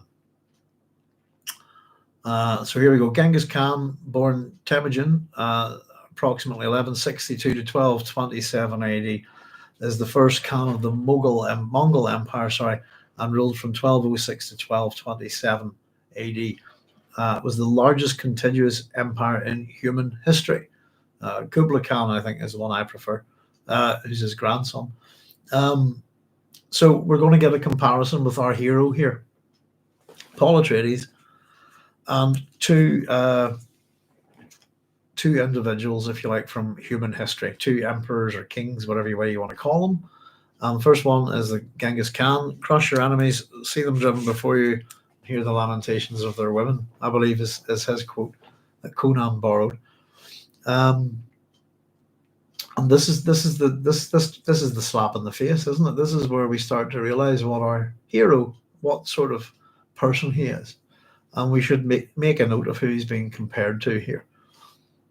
Genghis Khan, says Stilgar, was he of the Sardaukar, my lord? Oh, long before that. He killed perhaps 4 million. Oh, he must have had formidable weaponry to kill that many, sire.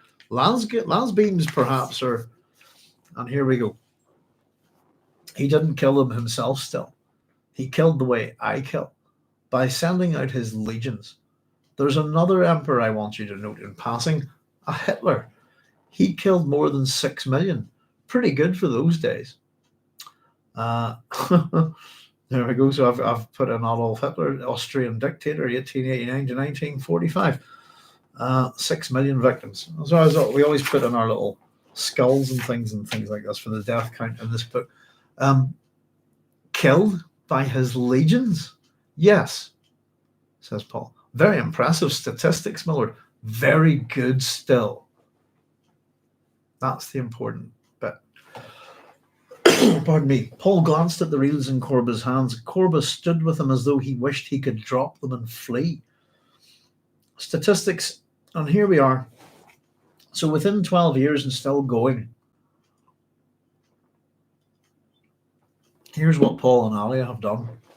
At a conservative estimate, we're told, statistics, at a conservative estimate, I've killed 61 billion, sterilized 90 planets, completely demoralized 500 others. I've wiped out the followers of 40 religions which had existed since, and Korba interrupts him, unbelievers, he protested, unbelievers all. And Paul says, no, believers. My liege makes a joke, his voice trembling. The jihad has brought 10,000 worlds into the shining light of, into the darkness, says Paul. Here we go. Will be 100 generations recovering from Muad'Dib's jihad. I find it hard to imagine that anyone will ever surpass this. And we're told a barking laugh erupted from his throat.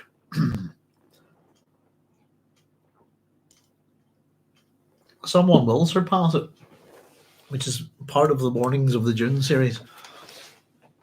The way I always like to think about it is that Paul is, be careful what you wished for. Leto II will be, you were warned, weren't you?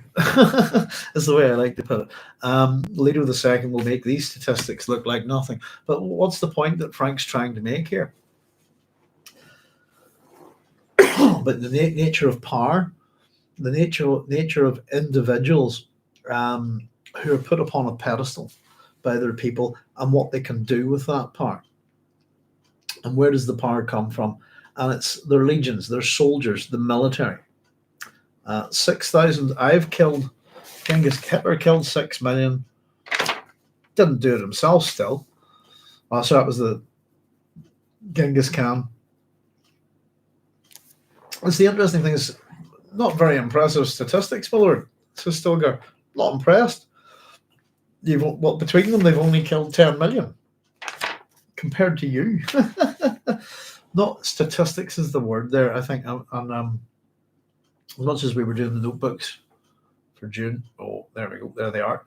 As we were going through the books, we made a list. We put little skulls, etc., like this. So we've been keeping a count, and that there is Paul's victims. Oh, sorry, hang on, that one. Apologies. Paul's victims. There we go. Over here, 61 billion, 90 planets, 40 religions. Our hero is a genocidal mass murderer.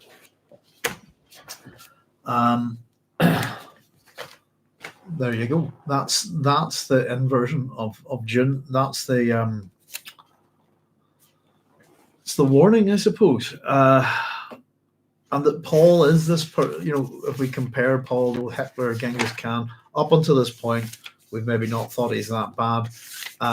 We've just read the numbers, and they are just numbers. With whenever the megadeath occurs within the Dune series, you don't tend to see any big battles or any of that stuff. It's an anti-war book. But what you do see within the book is a large number of just statistics. Here's a lot of people dead. Arguably, it's probably got one of the highest body counts of any set of books ever, I think.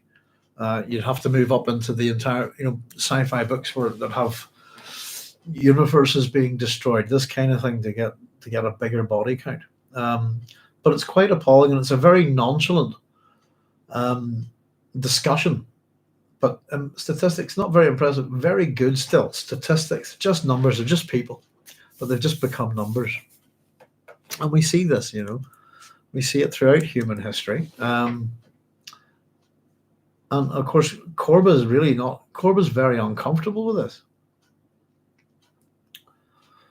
The jihad has brought 10,000 worlds into the shining light. Into the darkness will be 100 generations. Recovering from Muad'Dib's jihad, I find it hard to imagine that anyone will ever surpass this. And so Leto II will give it a go. Stilgar, the laugh is the thing that intrigues Stilgar here, I suppose. What amuses Muad'Dib? Paul says, I'm not amused. I merely had a sudden vision of the Emperor Hitler saying something similar. No doubt he did.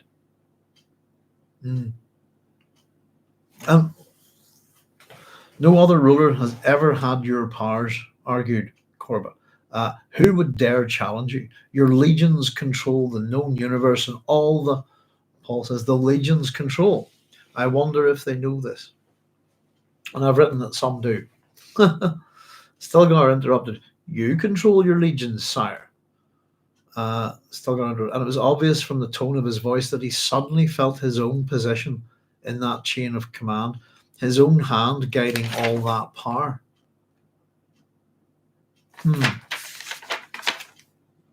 It's interesting. I don't know if anybody's ever read, or not read, sorry.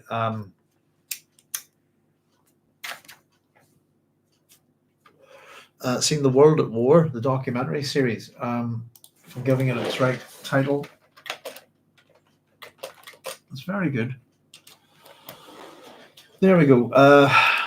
The World at War is a 26-episode British documentary series that chronicled the events of Second World War. It was produced in 1973 at a cost of £900,000, which is equivalent to 11.5 million today. The most expensive factual series ever produced. It was produced by Jeremy Isaacs, narrated by Laurence Olivier, and included music composed by Carl Davis. The book, The World at War, published the same year, was written by Mark Arnold Forster to accompany the TV series. It's an incredible series. What's particularly of interest about it is that this show did a very good job of getting around and interviewing post-World War II a lot of the combatants and people who are involved on all sides, basically, Allied and Axis.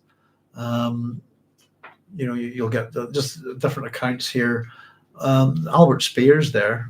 There's a few, J.B. Priestley. There's a few, Takeo Yoshikawa, historian Stephen Ambrose. All these people sort of interviewed at the time. Well, all these people would be dead by now, given their insights into the war and their viewpoints, But the edition that I have, one of them is, it's got an interview with Hitler's secretary. And post, let me see if I can look her up here a second. Charles Younger. I thought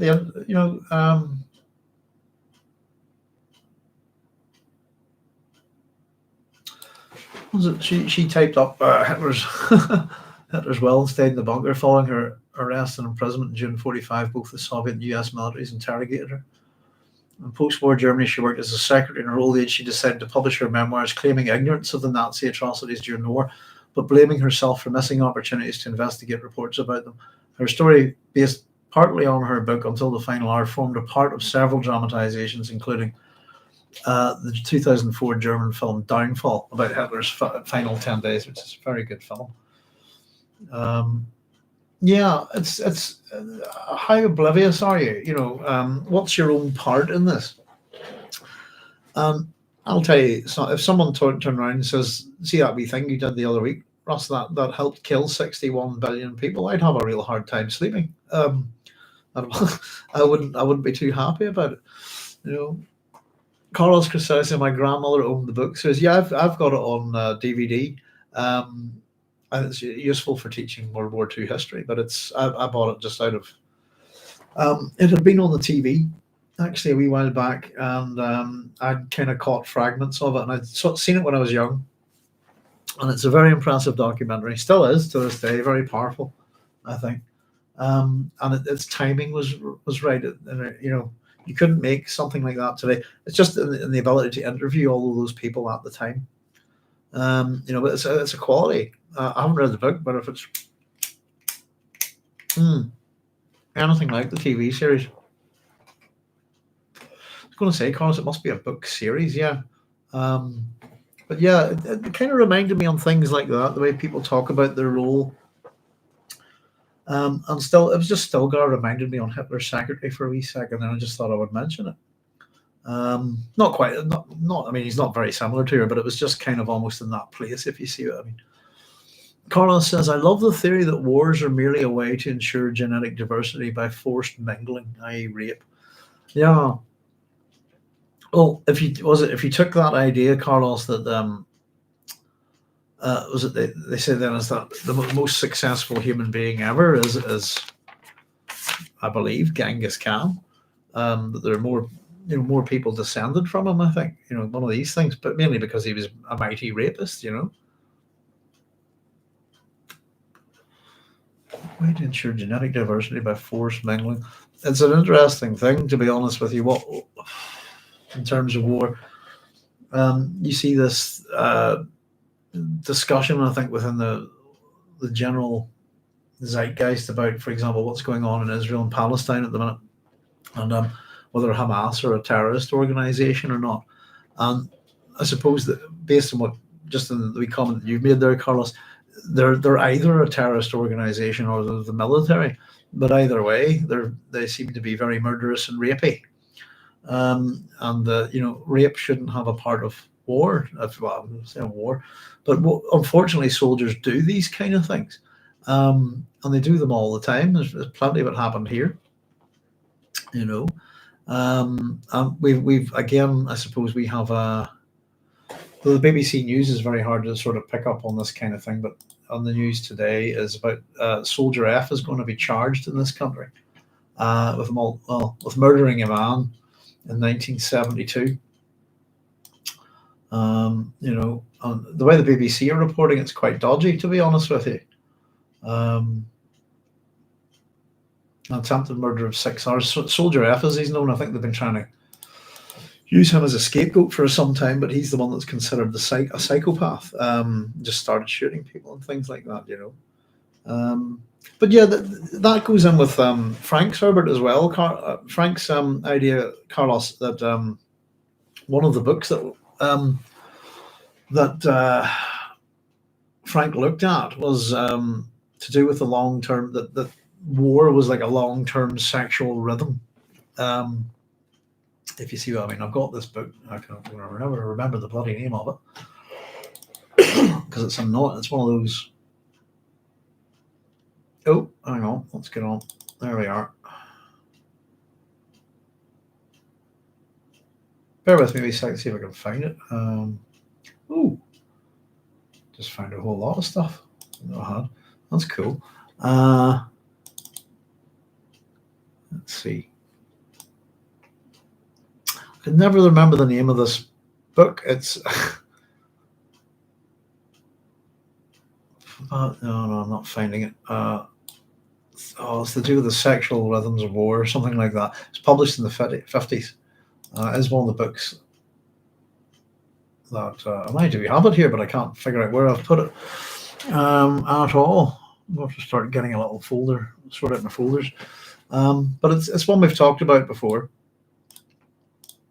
And the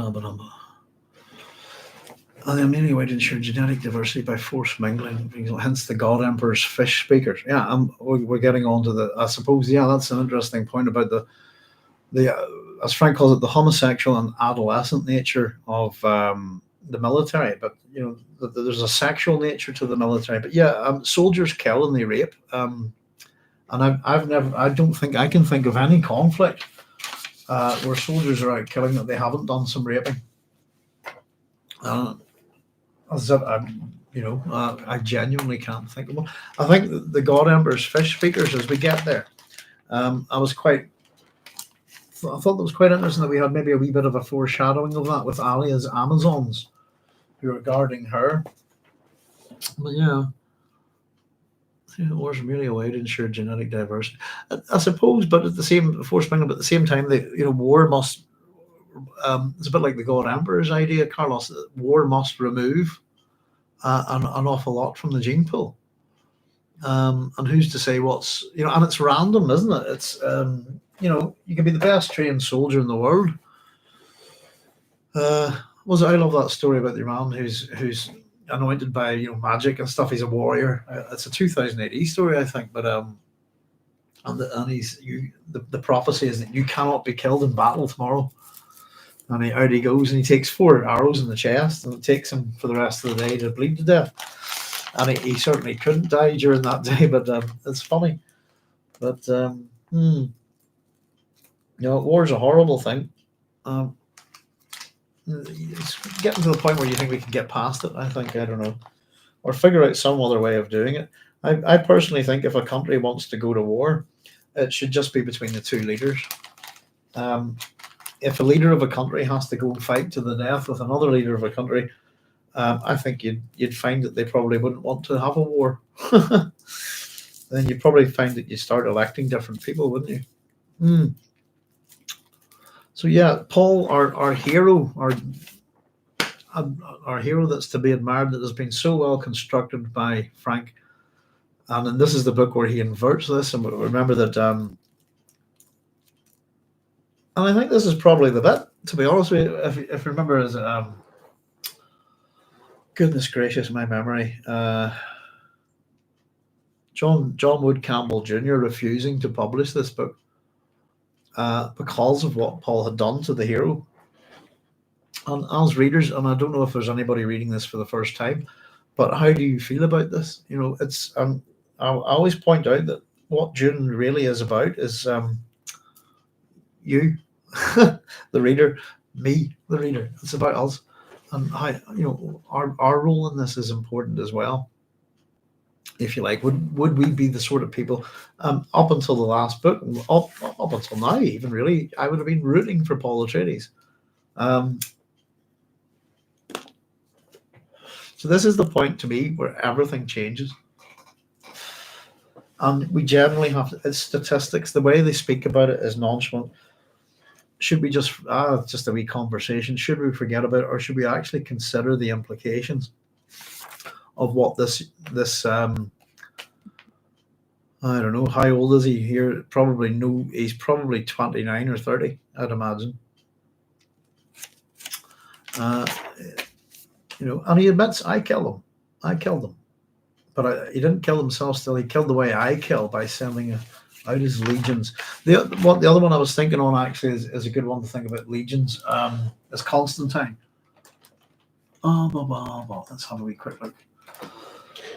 Not the Keanu. Oh, for goodness sake.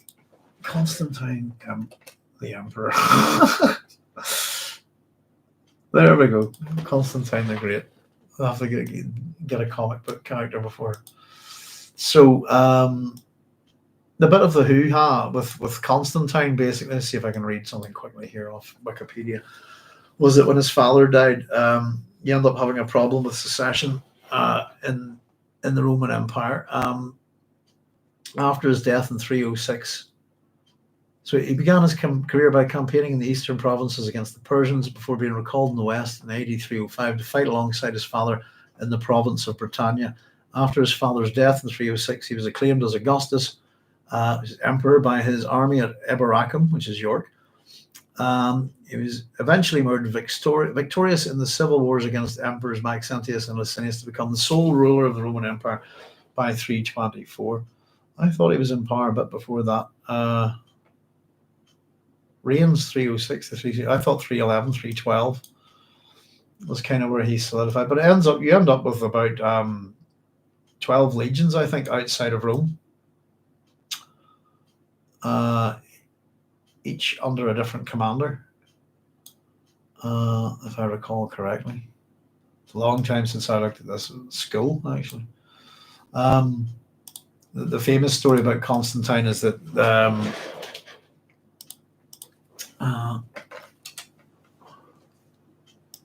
what would we call it? In a dream.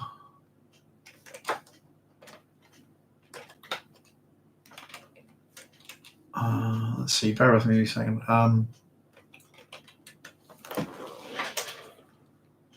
No, I'm not fine. Honest to goodness, I need to find stuff.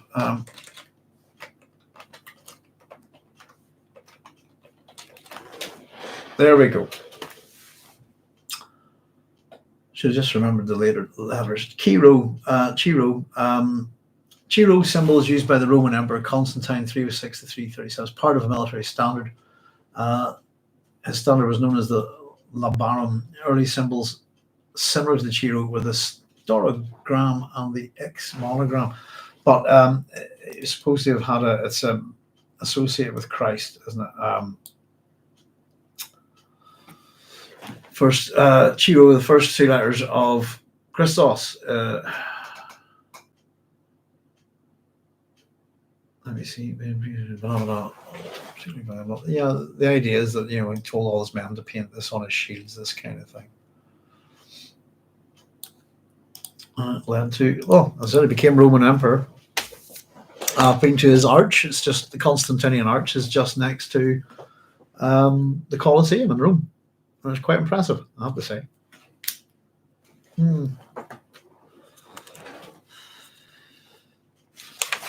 So there's some hard questions for us to answer, I suppose, about what do we think about this guy now. Let me just catch up to where we were, folks. Stilgar sensing his own guy. You control your legions, Sir. Stilgar interrupted, and it was obvious from the tone of his voice that he suddenly felt his own position in that chain of command, his own hand guiding all that power. Now we're told that Paul, having set Stilgar's thoughts in motion along the track he wanted, Paul turned his full attention to Korba and said, "Put the reins here on the divan." And as Korba obeyed, Paul said, "How goes the reception, Korba? Does my sister have everything well in hand?" "Yes, my lord." We're told Korba's tone was wary. Anchani watches from the spy hole. She suspects there may be Sardaukar in the guild entourage. "No doubt she's correct," says Paul. "The jackals gather." And then we have Stilgar. "Banerjee," Stilgar said, naming the chief of Paul's security detail, "was worried earlier that some of them might try to penetrate the private areas of the keep." "Have they?" "Not yet, but there was some confusion in the formal gardens," says Korba. Stilgar says, "What sort of confusion?" he demanded, and Paul nodded. Korba says, "Strangers coming and going, trampling the plants, whispered conversations. I heard reports of some disturbing remarks." Such as, Paul asked, "Is this the way our taxes are spent? I'm told the ambassador himself asked that question." Pardon me. So Paul says, "I don't find that surprising. Were there many strangers in the gardens?" "Dozens, my lord." Stilgar says, "Banerjee stationed picked troopers at the vulnerable doors, my lord." So he turned as he spoke, allowing the salon's single remaining light to illuminate half his face. The peculiar lighting, the face, all touched a node of memory in Paul's mind, something from the desert. Paul didn't bother bringing it to full recall, his attention being focused on how Stilgar had pulled back mentally. The Fremen had a tight-skinned forehead which mirrored almost every thought flickering across his mind. He was suspicious now, profoundly suspicious of his emperor's odd behavior. There's that word, odd, again. "I don't like the intrusion into the gardens. Courtesy to guests is one thing, and the formal necessities of greeting an envoy. But this," Korba says, "I'll see to removing them immediately." And Paul says, "Wait." And Paul ordered as Korba started to turn. In the abrupt stillness of the moment, Stilgar edged into a position where he could study Paul's face. It was deftly done. Paul admired the way of it, an achievement devoid of any forwardness. It was a Fremen thing. Slyness touched by respect for slyness touched by respect for another's privacy, a movement of necessity. It's a nice little bit of writing, that. Paul says, "What time is it?" "Almost midnight, sire," replies Korba. "Korba, I think you may be my finest creation." "Sire," and there was injury in Korba's voice. Do you feel awe of me? You're Paul Muad'Dib, who was Usul in our siege. You know my devotion to. Have you ever felt like an apostle? Pardon me. Korba obviously misunderstood the words, but correctly interpreted the tone. My emperor knows I have a clean conscience. And Paul muttered, Shai Halud, save us. I think it's quite funny. My emperor knows I have a clean conscience. He doesn't, though, or does he? Is the question here. And I've put down, well, it doesn't mean he hasn't done anything. It just means that he feels no guilt, perhaps. But Korba's wary throughout this. His language is cautious, isn't it? Wary is the word I think we're told. And he doesn't like being called a creature.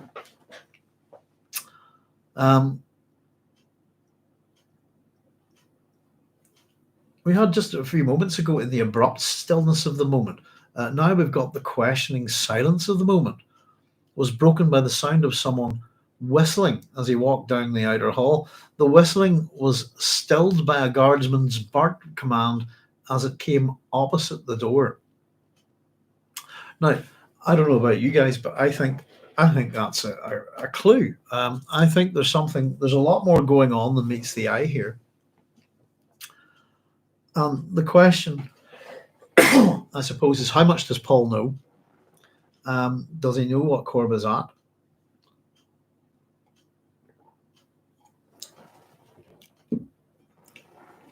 And I suppose in the abrupt stillness of the moment, that's followed by Korba, I think you may be my finest creation. The whistling. Someone whistling. It's not a thing you'd think of in Dune, is it? It came opposite the door and then was stopped. But I think it's a code, isn't it? It's an indication of something. And Paul immediately says, Korba, I think you may survive all this. And he read the growing light of understanding on Stilgar's face. Stilgar says, the strangers in the garden, sire? Ah, yes. Have Banerjee put them out still. Korba will assist. And Korba says, me, sire? As voice betrayed deep disquiet. Some of my friends have forgotten they once were Fremen, speaking to Korba, but designing his words for Stilgar. You will mark down the ones Chani identifies as Sardaukar, and you will have them killed. Do it yourself. I want it done quietly and without undue disturbance. We must keep in mind that there's more to religion and government than approving treaties and sermons. I obey the order of Muad'Dib, Korba whispered. And Stilgar still being pragmatic. The Zabulon computations, what he was here for in the first place. Paul says, tomorrow. And when the strangers are removed from the gardens, announce that the reception is ended. The party's over still. I understand, my lord. I'm sure you do. And we get to the end of our chapter. And I think the interactions here, it's a dialogue-heavy chapter. There was something I wanted to look up quickly. Let me just see.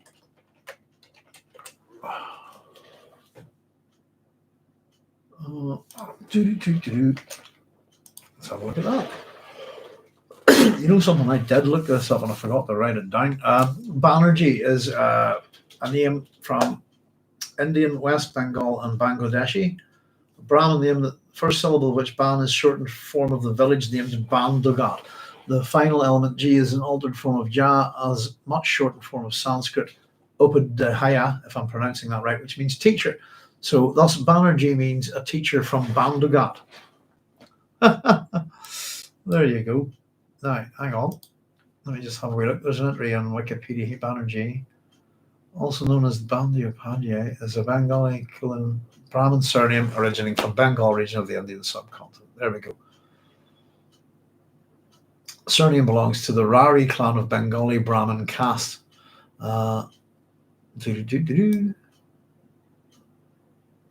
Notable people, an awful lot of Banerjees. Nobel laureate there, did I see? Yeah, Amjad Banerjee, born 1961, Nobel laureate economist. Now, that was just a wee name. I just wanted to see if it had any meaning there. But we hit the end of the chapter there, folks.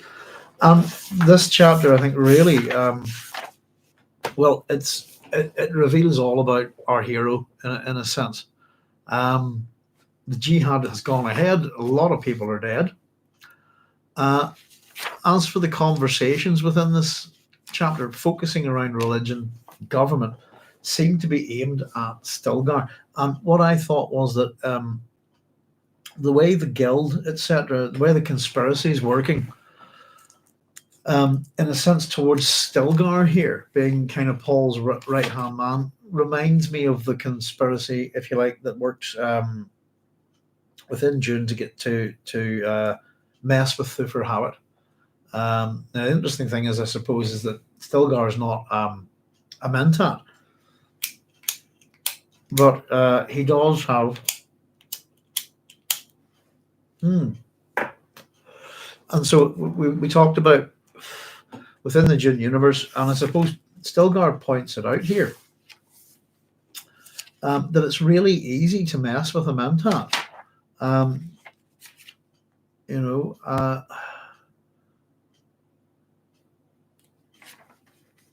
Stilgar points out to them,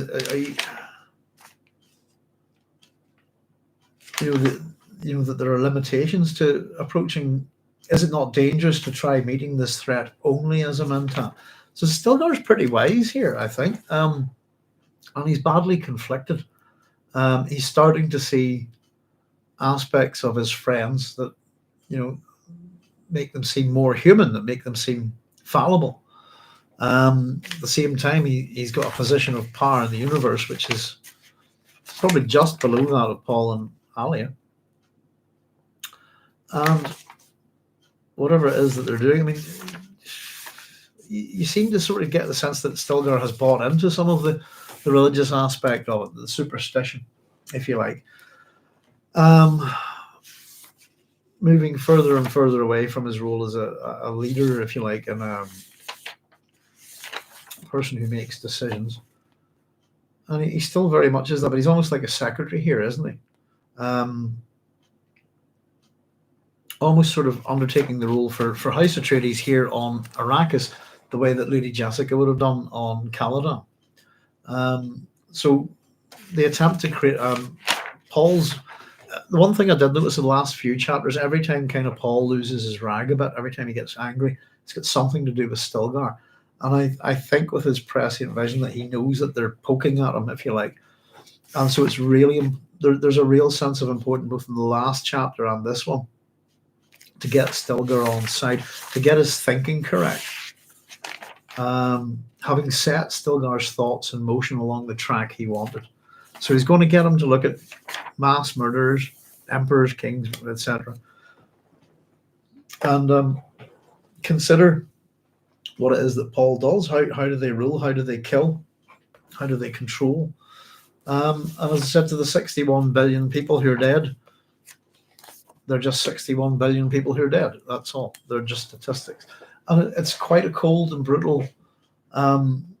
It's a very Machiavellian chapter. I think there's a lot more going on, and I think will be revealed later, I suppose. But it's what's going on behind the words here. One of the interesting things I found, by the way, folks, is on that wee link that we posted at the start. There's some of Frank's notes on how he writes and stuff, and I was having a wee nosy at them today, just the use of keywords and what position he would put them even in this sentence. I think it's quite interesting, But goodness gracious, that's the interesting thing, isn't it? It's a dialogue-heavy chapter, and there's little clues within it. But the big thing in this, and I was sort of wondering in terms of notes. Usually, I've got plenty to talk about, but really, when we're hitting with a few names to look at, etc. But really, this is all about the legions and how Paul controls, how he kills, and that's the statistics. That's my little page on it there, if you like, just for doodling and stuff. And we always have to do our best Northern Irish accent for Korba's unbelievers. It suits it very well. But it's a ridiculous body count. And we've got three planets, I think, mentioned in this chapter.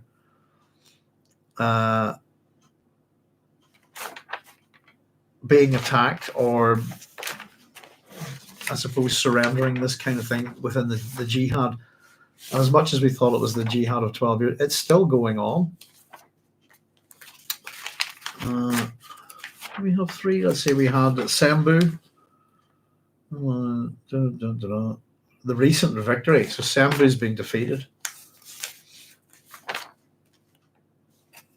We've got the Zebulon thing coming up. I'm sure there's another one there.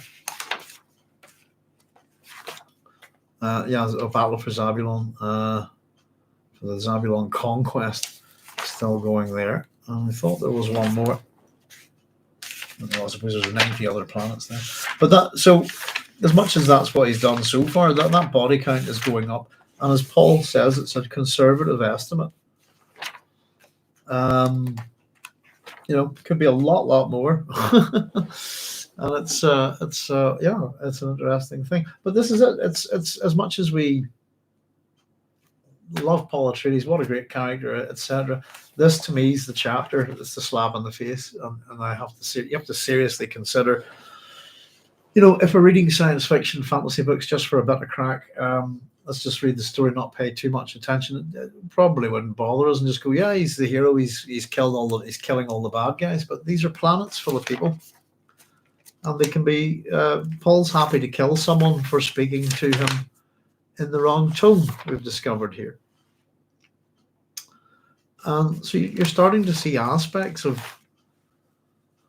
within Paul Atreides, aspects of Genghis Khan, of Hitler, people like Ramesses II, Harem, all sorts of. Of course, we know of all the heroes that he's based on. And as I like to point out, most of the Greek heroes, for example, they're not that good. And they're all tragic. None of them have good ends, if you like. We're probably going to have to do a wee chat about very soon on Oedipus, because as much as we do have the Atreides overlay on Paul, what Frank followed was particularly in a number of different books on mythography. We've talked about it all the time on this channel. Lord Raglan's the hero, and the 22 ritualistic steps that the hero goes through. Now, of those 22 steps, the only character that scores 22 in Lord Raglan's ritualistic little list is Oedipus himself, and this is the character that Paul follows mostly within this. So the path of the hero, which is not the same as the monomyth, by the way.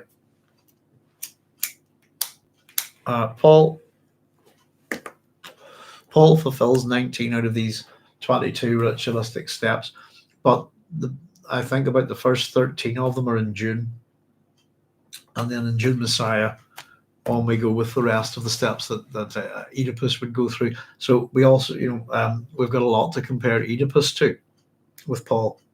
So with that in mind, we're getting up to the point, I think soon, it won't be too much further on. I don't want to kind of give stuff away for people who haven't read it just yet, but we'll have to look into the blindness of Paul, vision, sight, all of that kind of thing, and how that matches up with the Oedipus myth. So we'll probably try and maybe dig out and get the references all prepped and stuff so we have the right pages to look at, but we'll maybe dig out a little bit on Oedipus from some Greek and Roman sources and see what we can tell you about him, because Oedipus is quite an interesting hero. In many ways, you could argue he's almost an antithesis to Paul, because Oedipus is that kind of hero who is kind of admirable in a way, a bit like Paul. But what happens to him, is out of everybody's hands. It's kind of, even the gods are like, oh no, poor Oedipus. Oedipus doesn't really. There's no, as much as we talk about things like Freud and the Oedipus complex, there's no intent from Oedipus at all. Oedipus does not set out to kill his father and marry his mother, this kind of thing. In fact, he goes to extremes to make sure that doesn't happen, I suppose. And it's just random nature that And so part of the tragedy of Oedipus is that I suppose it's kind of in a similar way part of the tragedy of Paul. But the only thing I'd point out is, at this point in his life, it's nothing particularly tragic about him. This is to be the part where he creates laws for a while, this kind of thing, and governs before things get a bit messed up, But there we go, folks.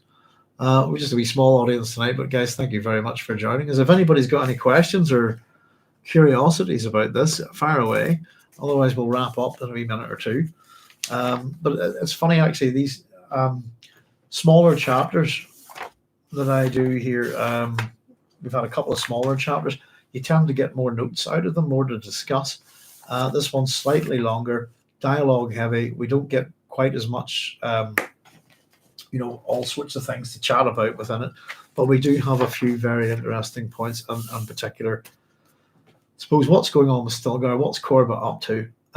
What are the guild planning here? What's the whole point of this conversation? Why are they? What's the goal in terms of poking at Stilgar?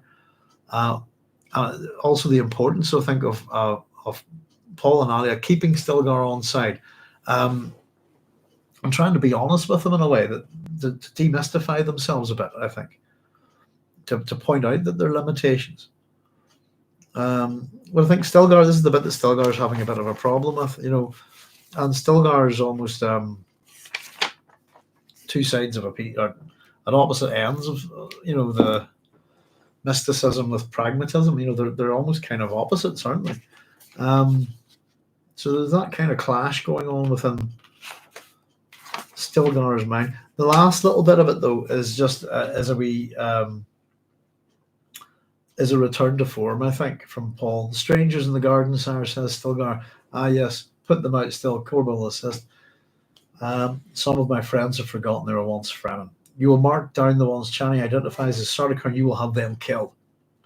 So this is less of a wishy-washy emperor, if you know what I mean. Do it yourself. I want it done quietly and without undue disturbance.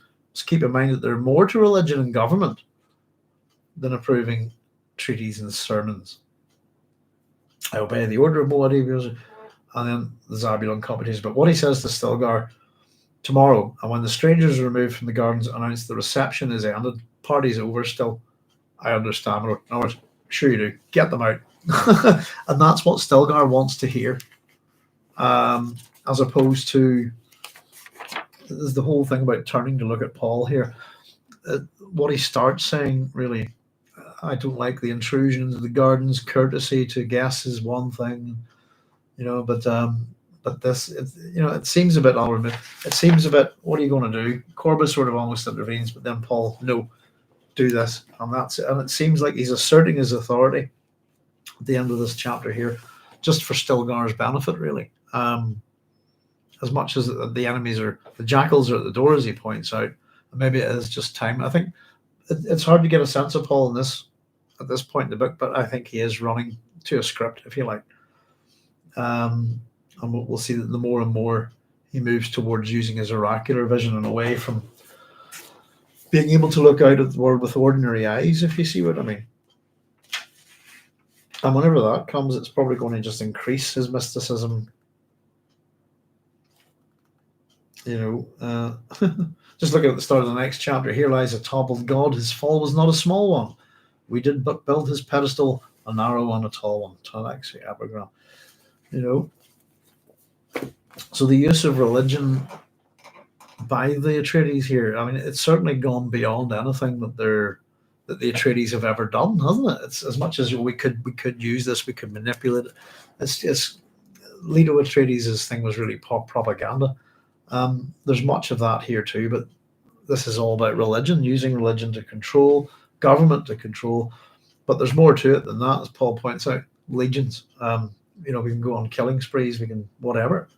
But it ends with have them killed, do it yourself, this kind of thing.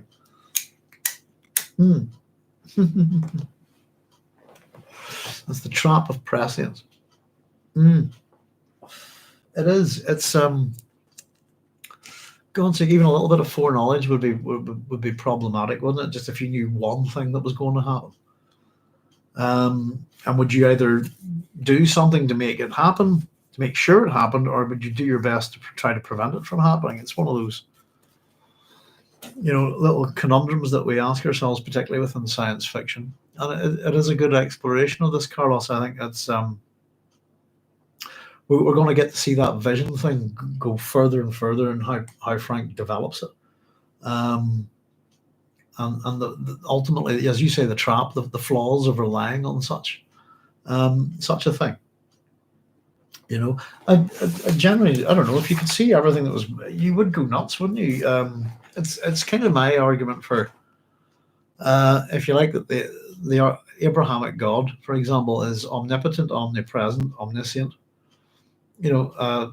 All powerful, all seeing, all knowing, a whole range of omnis. And I often thought, isn't that the it's the description of hell, isn't it? It's the worst possible existence to be in, would be to know everything, be everything, see everything, never be surprised, never experience anything like joy or shock or wonder or anything like that. It really would be horrible. The fact that he doesn't have total prescience, but it's the same with Alia. We sort of get this indication with both of them that they're trying to push the limits of their prescient sight. And I suppose the other interesting thing, as much as that the Kwisatz Haderach was bred to, we need a mentat, but it was to look back, wasn't it? Through the male line, that the Bene Gesserit couldn't look back. And as the epigraph, that probably makes a bit more sense now. For the purposes of a definition from the Bene Gesserit, we consider the various worlds as gene pools, sources of teaching, and teachers, sources of the possible.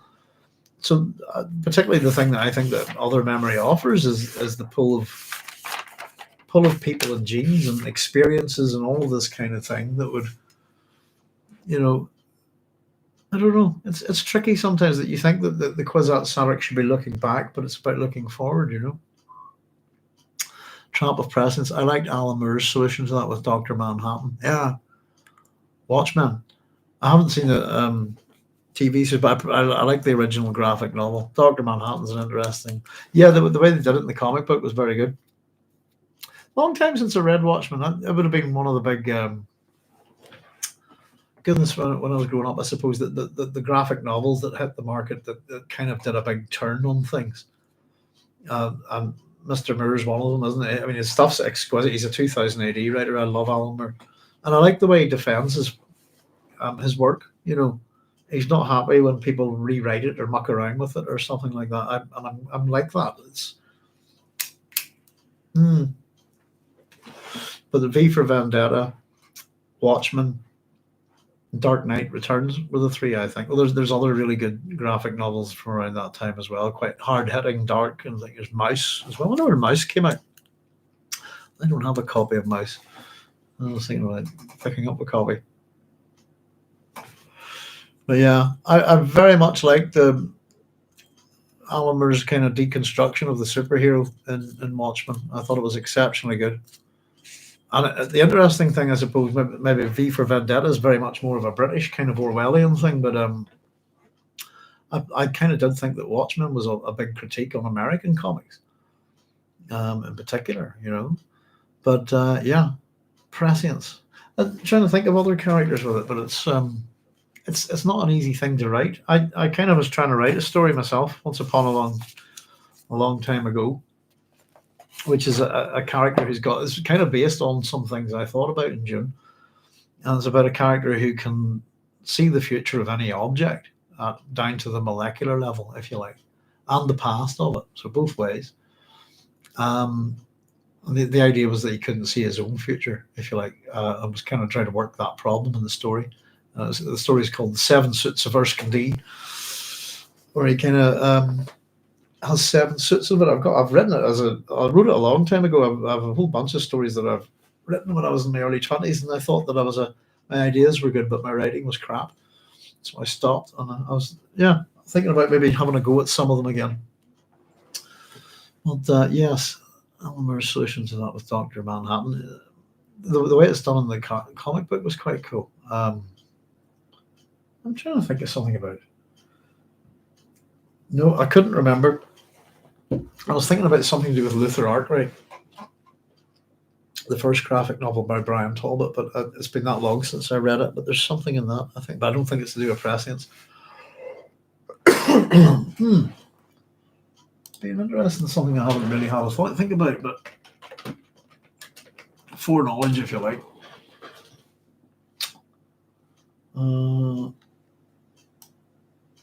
Tends to be a thing more out of mythology and that kind of prescience. Let's see.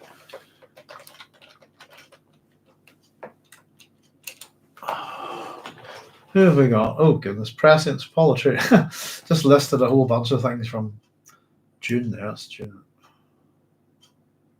Fictional characters of precognition. Who have we got? Fictional Marvel family, fictional prophets, slayers, the Buffyverse, Star Wars characters here, force sensitive. Oh, there we go. Let's see. Okay, Samurai Jack. Judge Anderson from Judge Dredd, precog. Yeah, I haven't thought about her. Morgana Le Fay. Who have we got? I don't recognize a lot of these character names. Let's see if anybody sticks out. But yeah, Anderson's quite a good one. Batman Who Laughs. Negasonic Teenage Warhead, apparently. It's a great name for a character. Cable. Yeah, a lot of comic book characters here. Peter Parker and so on. Palpate, Star Wars, Jonas Quinn. Stargate. Yeah. Mostly by the looks of it, TV shows. Jean Grey, yeah. Plenty of comic Marvel and DC comic characters here by the looks of it. So Kez from Star Trek. Nobody sort of sticking out particularly brilliantly there. Judge Anderson's the one I would kind of the best one I can think of there. Judge Anderson's precog, if you know the character from the films, is a bit different, but there's a very good Judge Dredd story based around precognition, prescience. It's called the Judge Child Quest, isn't it? Which is a brilliant story. Basically, judged a precognition from a precogs of the Justice Department's psychics, if you like, and they predict that this child will come to save the city one day. The judge child who wears the mark of the eagle on his head, this kind of thing. And so Judge Dredd sets off on an epic quest to find this child, and the ending of it's not what you'd expect at all.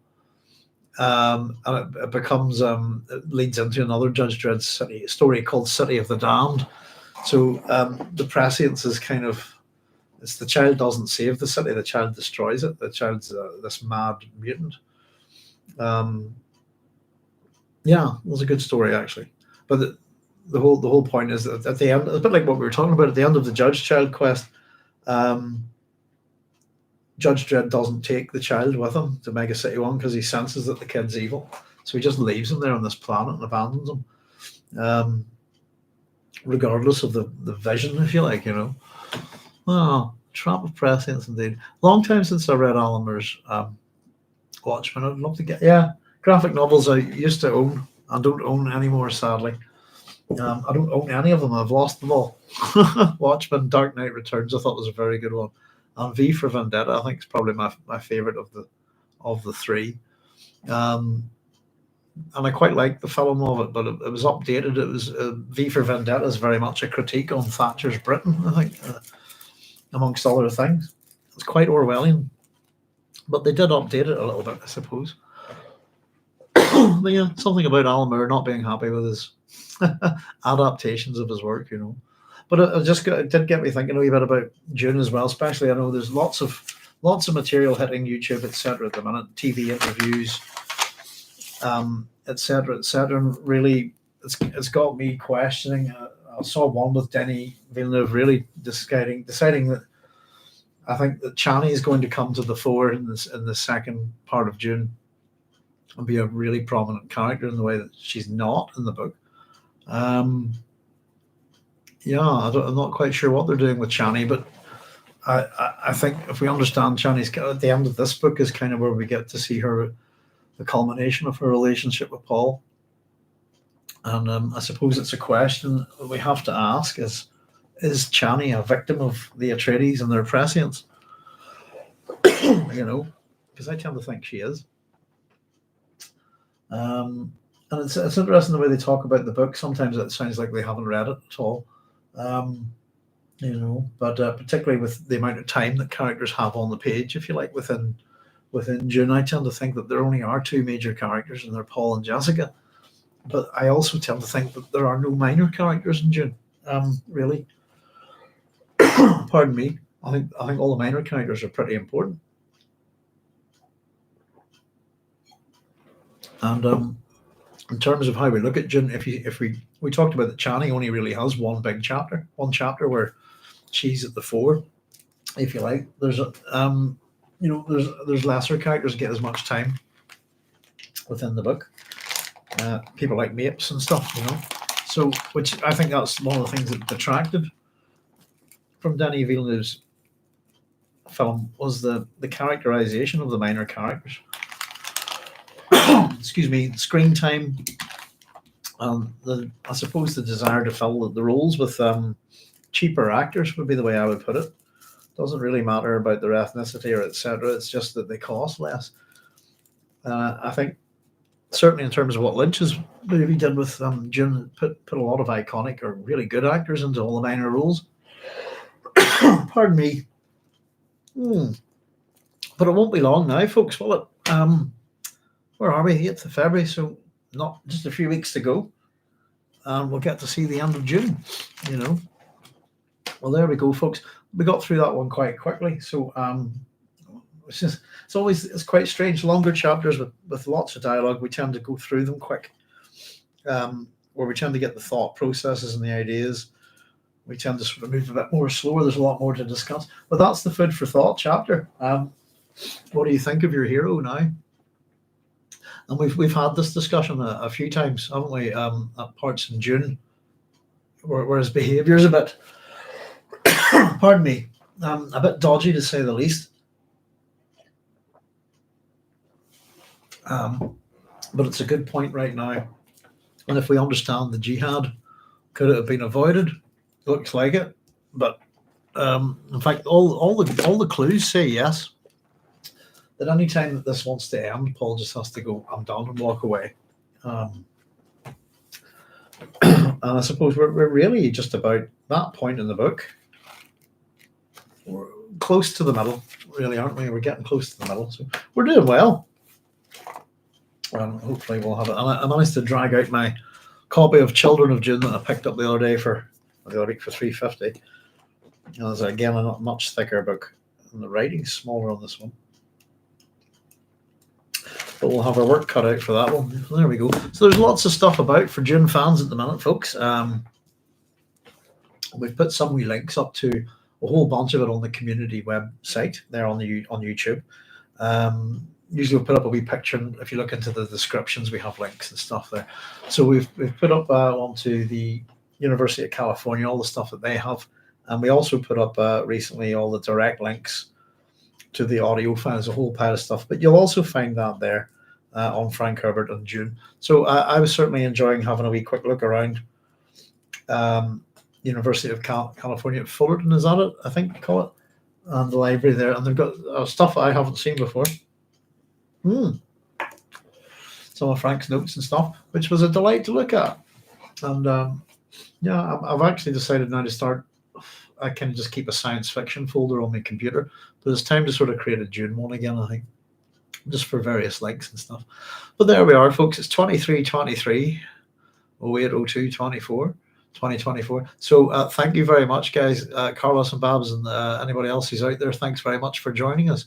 As always, it's a pleasure, and we'll try and have our next chapter done for next week at 9 p.m. on Thursday. So hopefully trying to get a bit of scribbling done soon, so we can start popping some more stuff up on the station. So in the meantime, I'll say good night. Thank you very much for joining me, as always.